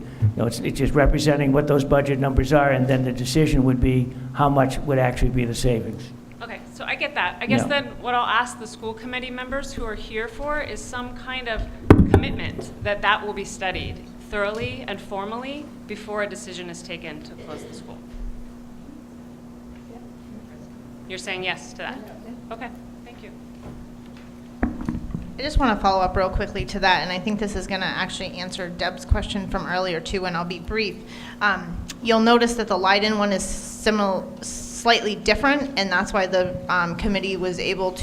consultants were able to present the spreadsheet at the end. The conversations have already been had with Principal Clancy, myself, and Jonathan Schedule to do the study and figure out what the staff members and the class sizes will look with the consolidation of Leyden and Bernardston, and that has not yet happened with Warwick, but it will happen. So that is why there are still two sections of building costs that add up to $224,000, and a separate section that relates to salaries and student-related services of $426,000. We haven't consolidated that yet through the study, but that will be the next step. So I hope that answers both of your questions. Yeah. My name's Jack Killeen from Bernardston. I guess what I'm concerned about is that whatever you guys decide, that you do it in a timely kind of way. All right?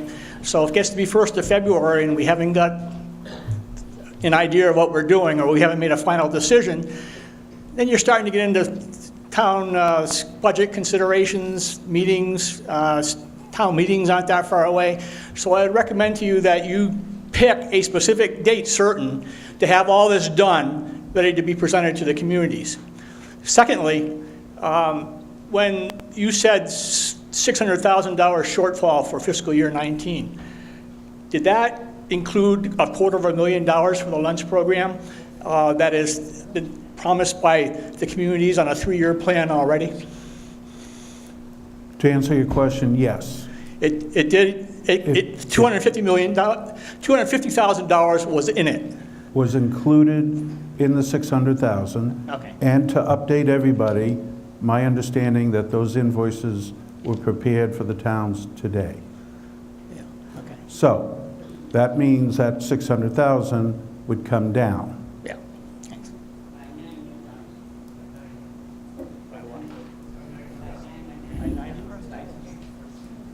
Can I ask the school committee to address the other part of the gentleman's question, which has to do with the timeline? I think it may have been mentioned, but I think it's worth reiterating what happens between now and all the town meetings.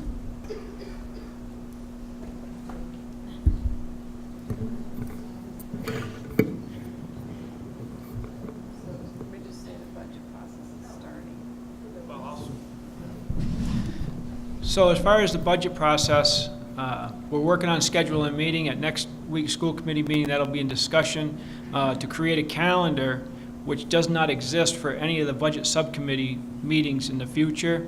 Basically, what has happened in the past is somebody picks a date, we all decide to meet, and then hopefully the people show up. As in the past, I've been to budget subcommittee meetings where there wasn't a quorum, and public and finance committee members from other towns have come, and there wasn't a quorum to hold a meeting. So we're going to try and eliminate those problems and create a schedule so that we can solve these issues in a timely manner. But with no calendar for correcting these events, we're not going to be able to do it timely. So that's what our goal is to create a calendar to solve these issues. Hi, Renee here, Bernardston, sorry. So I just wanted to thank the HART committee members for their hard work to get this information to us. I have been in and out of HART committee members for the 2 years that you've been a group, and I wanted to thank you, and I've seen your work in progress. And I too have been in this journey with you to really struggle to occupy a common reality of what was real, because I think it all became very murky to us. And so this slide in particular, the one I think Mr. Gerten referred to earlier, really speaks to me, the one that says that the actual spending, 64% out. Can you just say what slide number it is, see the page number in the 24. corner? Thank that the common reality is striking in this, that everyone has been right. The town officials, that the parents, the school, that education is expensive, and to get a quality education, we have had the support of all of you in this room and all the voters at town meetings historically, and we should be proud that that number exceeds the base and the foundation, but that's a hard number for people to make friends with and to realize that something has to change. The town folks face real realities with other municipal agencies needing funding also. So it's real. There is a common problem here, and so that really spoke to me. I just wanted to share that. But also, I had a question. You referenced the foundation budget, and the slide previous to that, I just did some quick math, so I could be way off. But I'm wondering, is it accurate to say that the foundation budget is based on about $10,000 per pupil? I know that every town is a snowflake, and every town deals with their actual spending for their education differently. But is that true, about $10,000 is the cost when I looked at the numbers on that page? Yeah, it's the one just previous to. So I took the 724 actual foundation enrollment and did it against the foundation budget, divided those two numbers, thought I came up with 10,000. So I just wanted everybody to know that that is what the foundation budget is based on. Helped me to understand again what the common reality is, what the state feels like is an adequate expenditure or not.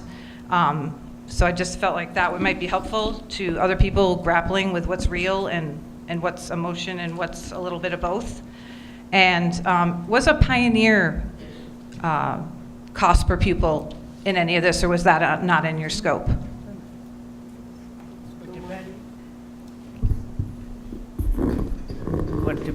Depends on what you say your cost per pupil, you want a cost per pupil. You have a foundation cost, which does not include transportation, debt, or capital. Well, the way you figured... Let me finish. And then you can have everything you can put in there, the whole budget divided by the number of kids, and you can come up with a cost per pupil. So we were trying to stay with the foundation calculating Chapter 70. That's not going to change in that area. But that data is on the Department of Education that you can come up with it, yes. And you're not off, it's about $10,000 on the foundation budget. You're in the ballpark for that. Okay, so that's just something to base cost per pupil. And so if that's the case, and also you said the foundation budget, I think in your previous meeting that I attended when you presented this information to the Heart Committee, you said that the foundation budget was based on all students in your town, whether they attend your public school or not.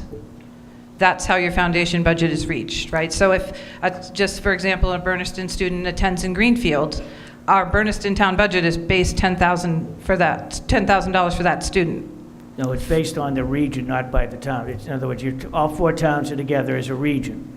So any students in the region, all four towns, whether they go, that are actually in your building, school choice out, charter out, or they are out of district placements, especially that's part of their foundation budget. So But when they leave, only 5,000 of that 10,000 follows them. Correct. So therefore, because I think part of your scope was to figure out school choice, good, bad, indifferent. So I think as people figure this out, kind of play with that a little bit in your mind. At least for me, that's sort of a tickler, like good, bad, or indifferent. Like we get $10,000. If somebody's school choice is out, we're only losing 5. One of the things you've got to look at school choice is that you have a classroom of, say, 23 students, and you then, 2 of them decide to leave. How are you going to cut $10,000 out? You still got to pay for the teacher, you still got to pay for the building, you have to pay for all the other aspects to go along with it. So the problem with school choice is you wind up having to budget for school choice out. It becomes, and I said earlier, school choice is if you have seats that you don't have to add staff or anything else, then school choice is okay. When you have to add staff, then school choice doesn't cost, it's a costly aspect. But again, the issue is the state says it's $5,000. Well, how do you pull $5,000 out of a classroom when that student leaves? But on the same token, if someone's coming in, you're only getting 5,000 and the actual cost is 10. So school choice in isn't as always good as it seems either. So it's tricky business. Just wanted everybody to get on that page. That's a good word to put. All right. Tricky business. Thank you. Good evening. My name's Todd Dexter. I'm a selectman from Warwick. Just hearing the discussion on the Warwick Community School and the potential studies that need to be conducted still. I'm interested to know what the Heart Committee and the school committee is looking for a time frame for these things to be established, concluded, and taken to a vote. As every town budget, it's one of those things where we have to plan each year accordingly to increases our town expenses and as well as the school expenses. And if we're going to study this here in the near future, the impacts, looking for some sort of a time frame. When are you going to make this decision? When is this going to be finalized? And when will the school committee call a vote on this?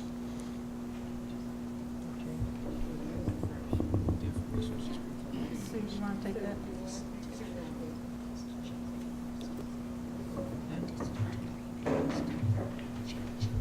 So a lot of the school committee members just saw this data tonight for the first time. So at our next school committee meeting, which is on the 13th, we'll have some time to talk about this and to debrief. If we want to close the school, there are some time constraints that are coming up quickly. But this is a new process for all of us. None of us have ever done this before. Up to now, we haven't even had numbers to look at, to think about any of this. So that process will get discussed at the December school committee meeting. We're not going to discuss it now. We're just taking in the data the same as you are. Yeah. Thank you. Yeah. And in the spirit of collaboration, I'm hoping that the school committee can listen to the town select boards and finance committees, as Desi told us in the fall. So this is a problem that we all have to share together, and I hope we can all sit at a table and discuss this openly and honestly with the school committee, and maybe some decisions can be made by town meeting. We don't know. But that's the hope for the Heart Committee, that we're going to approach this collaboratively with our town officials. So my name is Martha Parker, and I live in Northfield. And I have sort of a further fleshing out of the school choice kids that come in. And I know we're not going to answer this tonight, I don't think, but if we were to close Leyden, that has a lot of school choice kids, is there an understanding that we continue to educate those kids beyond this year? That when you come in as a school choice child, you're entitled to an education with us for 12 years or till you graduate? Do we have to make accommodations for all of those extra children that are not living in our school district or Leyden's school district to come down to Bernardston, et cetera? I just was curious about, is it a financial decision? Is it sort of a moral or an ethical decision? And where that rests, because I think that is a substantial number of children and, will sway the numbers a lot. It's one thing to tuck 2 or 3 children in a class. It's another to put 6 or 7. So let me give you the legal aspect of it. Once you accept, the district accepts the school choice. A district is school choice unless you decide not to be school choice. You can vote not to. You have that right. That's the district, not the town. It's the district school committee. Second piece is once you accept the school choice child, that student has the right to stay in your district until they graduate. Okay. If they are a special needs student, there is a adjustment made for special needs students extra that have to be paid for by the sending district to come in. For that goes. In your case, I believe, I just consulted, there's only 6 children, I believe, that are in Leyden right now at school choice. You do not have to provide them with transportation. If they want to stay, they'd have to get their own transportation, unless you want to have it stop, you can take them over, whatever, but you don't have to provide them with that. So I hope that answers your question about the legality of it, and then the number of students. If they don't want to stay, they can leave, and once they leave, they have no rights to come back unless you decide to accept them. Okay, I was just curious about that.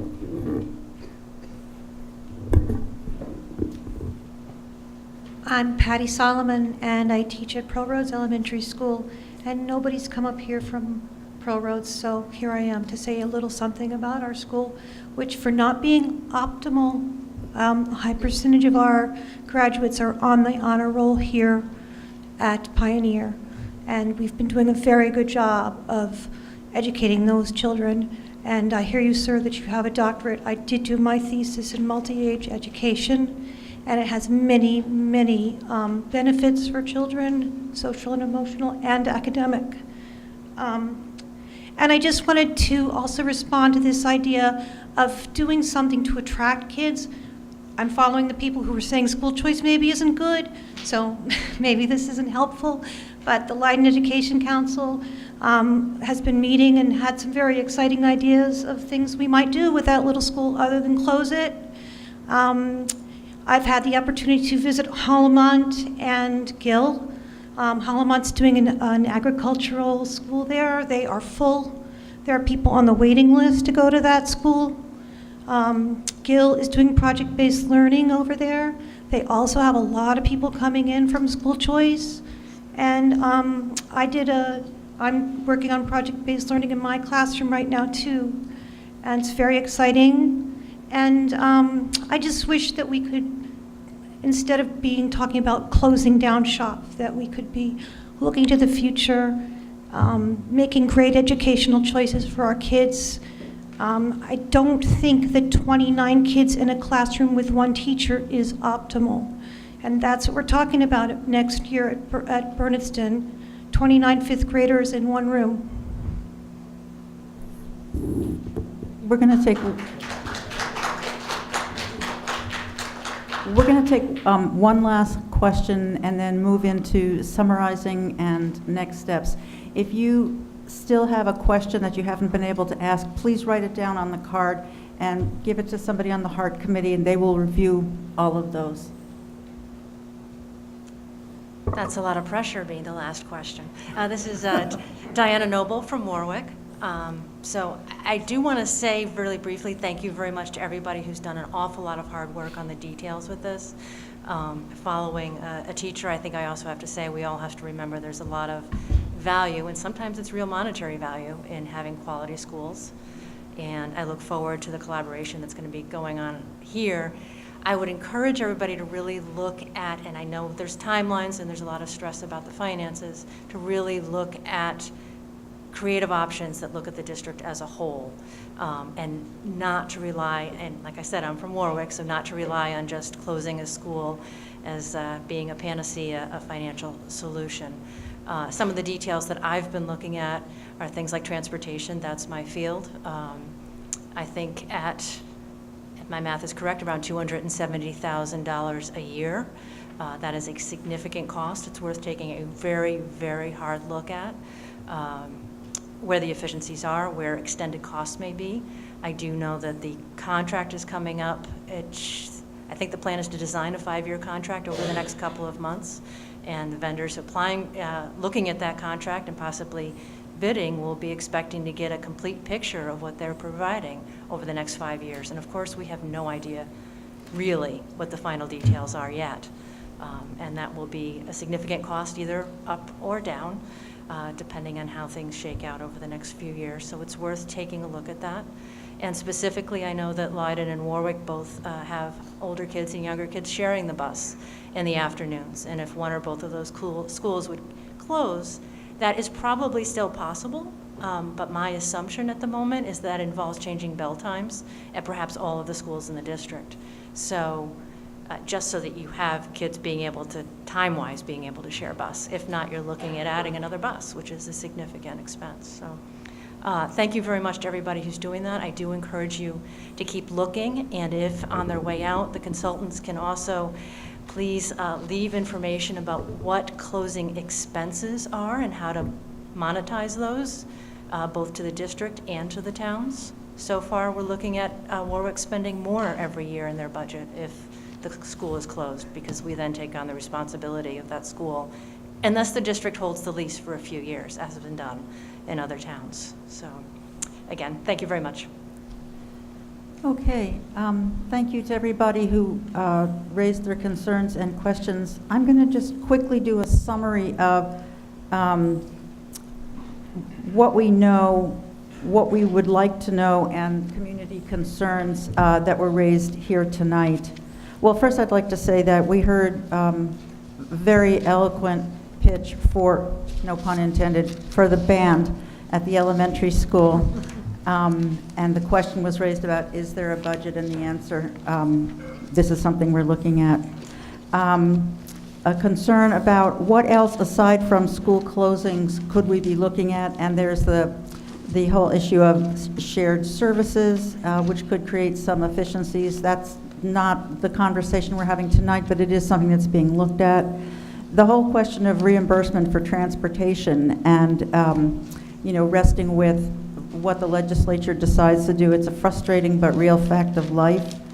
There was a number of people raised the need for further information and further study. So, for example, using all the available numbers of all the factors, what would the impact be of closing one or both of the elementary schools? And then also the question of school choice, how to predict ahead what children might or might not choice in or choice out, regardless. Again, a call for really needing the real numbers with everything factored in, including debt, capital improvements, transportation. Some questions about the reason for the changes in the SPED budget were brought up. And what are the actual costs per pupil outside the direct education costs, wanting to have all of those numbers available before decisions are made. There were some questions raised about how to make the district more attractive to encourage people to choice in, and we heard some of what those new initiatives might be starting as soon as next semester. Overall, I think we heard a lot, people needing assurances that the decisions will be made with audited and verifiable numbers, including all of the factors. And also heard some people raise questions and perhaps some anxiety, maybe I'm reading into it, wanting to know what the schedule is and what the deadline is for making this decision. So the last part of tonight's forum is an opportunity to hear opinions from individuals on the school committee or the select boards or the HART committee. Any opinions based on what you've heard tonight that you might want to share with folks who are here, what your thoughts are. And we don't have to hear from everybody. In fact, in terms of timing, we can't entertain that from everybody, but would like to hear from some select board people, some HART people, and school committee people, especially if you haven't spoken yet.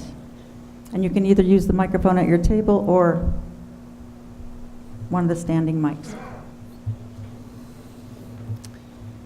I would begin, if that's all right. Just a couple of things. This was a financial presentation, and so you're looking at those numbers and what's the impact over time. I was glad to see the two students here that talk about band. I was glad to hear the principal question some of the educational benefits. When you're looking at something of this magnitude, equally important is the educational impact.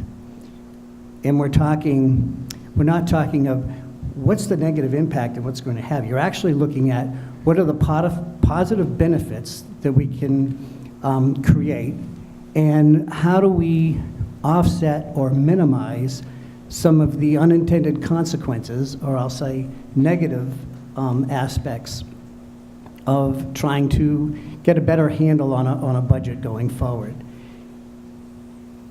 And that really has to happen, I think, concurrently. So I guess my comment would be that the school committee think about putting in place another group with a lot of participation from staff to really look at from a positive perspective of what's the educational impact of decisions that may be made for financial reasons, so that no matter what happens, students benefit. And that can happen. But when you're talking about a timeline, I'm afraid that if that's truncated too much, that it's only going to focus on the financial impact, which will be a long term, but so important is the educational impact long term, because those decisions that are made financially will have an impact. And when you're talking about transition programs, you're talking about how can you not just attract others, because the goal really, from my perspective, is how can you enhance the education of students that we have an obligation to educate? And how might we look at that differently to economize, if that's what we're doing, a population of students that, wherever they may be. So I guess I would ask the school committee to be thinking about that, and what would the composition of that be, so that whatever the decision's made, they already know how that's going to affect a third grade, a fourth grader, a sixth grader. Thank you. Thank you. Other comments from folks at these tables or select people who are in the audience? Over here.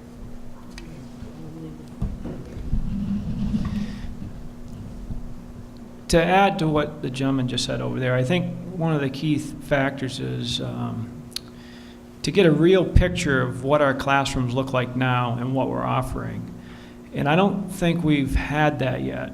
And what I mean is to actually have a PowerPoint presentation that shows your pupils to your student-teacher ratios, and the one-on-ones and the special needs teachers, and what an actual classroom makeup actually comprised of. Without having that, we don't really have a physical picture of what the actual classroom looks like and what's actually being offered in those classrooms. So I would like to see something like that generated, so that we can show that to the community members and the parents and the school committee of actually what we have in the classrooms. It's just hard to comprehend what's actually going on in the classroom. So if you had 26 kids, but you had 2 one-on-ones in that classroom that's helping 2 kids, and the teacher's taking care of the other 24, I think that you got to look at it that way. Try to see what the numbers are. It's hard for anybody to decide anything without having that information, what you have. Thank you.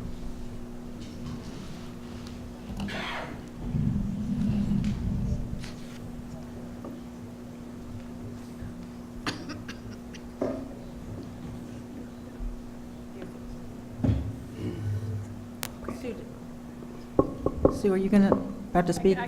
I can wait for Jane. Okay. Really? You don't want to hear me. I'm from Bernardston, Jane Dutcher, Chairman of the Finance Committee.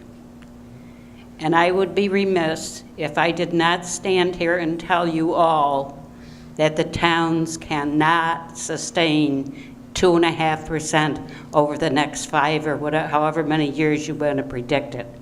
We cannot do it. We have been doing it we've seen increases in Bernardston as much as 9% for this district, to the detriment of our employees, to the detriment of our facilities. It has to stop. So we need to come up with some good, different ideas. We can't keep going down the same road. If that means we have to consolidate districts, then that's where we need to go. We need new ideas There is no way that anyone in Bernardston wants to deny an excellent education to any one of our children, but we have to be able to afford it. So please, let's have some new ideas, not going forward the same way. Closing schools isn't going to work. You want to close schools, move everybody into this building. Close all 4 elementary schools. That's far out, isn't it? Thank you.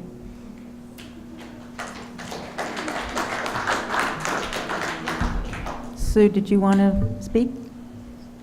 Well, rather than follow Jane, maybe I'll follow Lois, okay?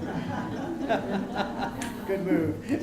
Just another Finance Committee chair from Northfield. It's been pointed out, and I'm sort of repeating, but you've had 64% over what the state minimum contribution should be for quite some time. And the state average, I don't know that that was emphasized, state average is 24%, I believe. Correct. How well has that served us, that extra money? It looks like we're saying we need more money. And we have a good school. We know that you've done well and that sort of thing. But as Jane says, we just can't keep it up. We have other needs in the towns. And I hope we've got the best that we could for that extra money we have been providing. Thank you.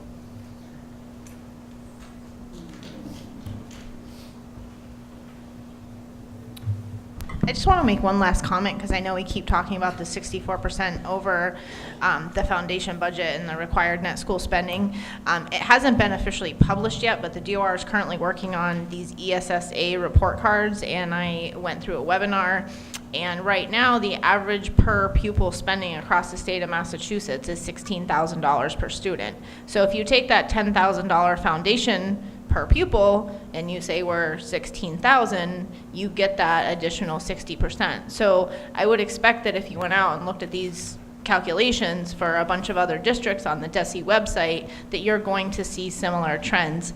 And I have seen some of those similar trends presented at some of the conferences and workshops that I've been to. So just to put that number out there also for you guys.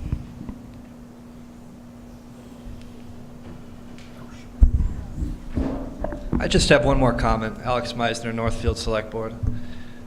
It seems that in society, the only thing that makes us the human beings that we are is when we're able to express ourselves through the arts.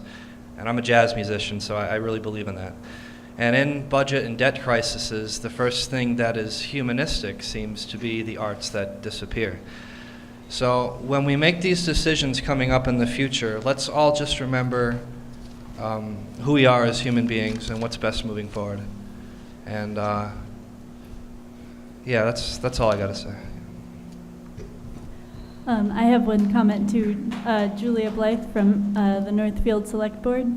I don't disagree with Alex, and I certainly agree with Alan that the education of our children needs to come first. And I also want to point out that so no decisions have been made about school closing, but even if they are, if a school is closed, that's a fairly short-term solution. The elephant in the room to me when I look at these data are the health insurance costs that are going up 7% a year, and so that's a national problem, not a local problem. And we just have to be creative to figure out how to deal with that right now.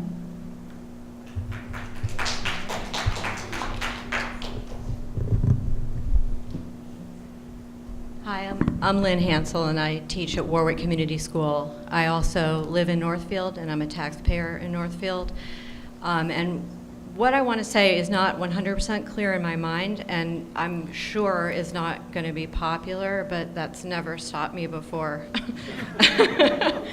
I'm curious, I was on the negotiating team for the teachers for our contract in 2008 when the stock market crashed and the financial scene bottomed out. And since 2008, our teachers have agreed to minuscule, if any, increases at all in our contract, in our pay. So what is that now, 10 years? And At the same time, our education costs continue to rise, so that when we do go back to the table to negotiate our contracts, the salary schedule always is the most contentious issue. And I completely have sympathy for both sides of the table. I have sympathy for the taxpayers in the district. I think that there's something really unfortunate in the timing right now about looking at these numbers and knowing that the last thing we have to do to negotiate our contract this year is our salaries.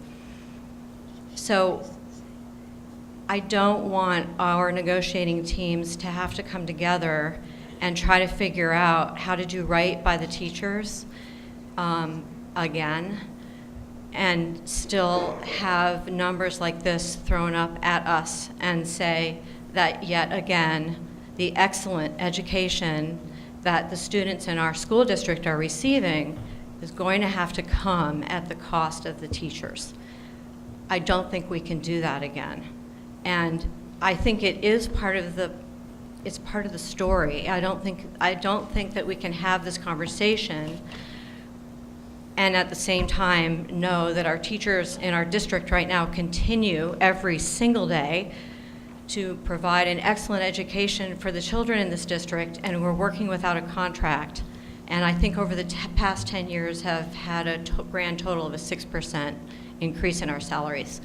I can't say that there's a resolution that anyone can come up with right now, but I do think it needs to be made, the point needs to be made publicly, is all I'm trying to say. Thank you all for your hard work. This really is very important.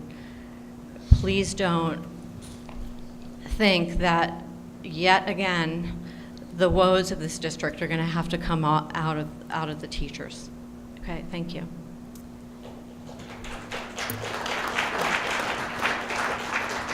And with that, we're going to draw this forum to a close. Again, if you had a question or comment that you didn't get to make, please put it on a card and give it to anyone on the Heart Committee.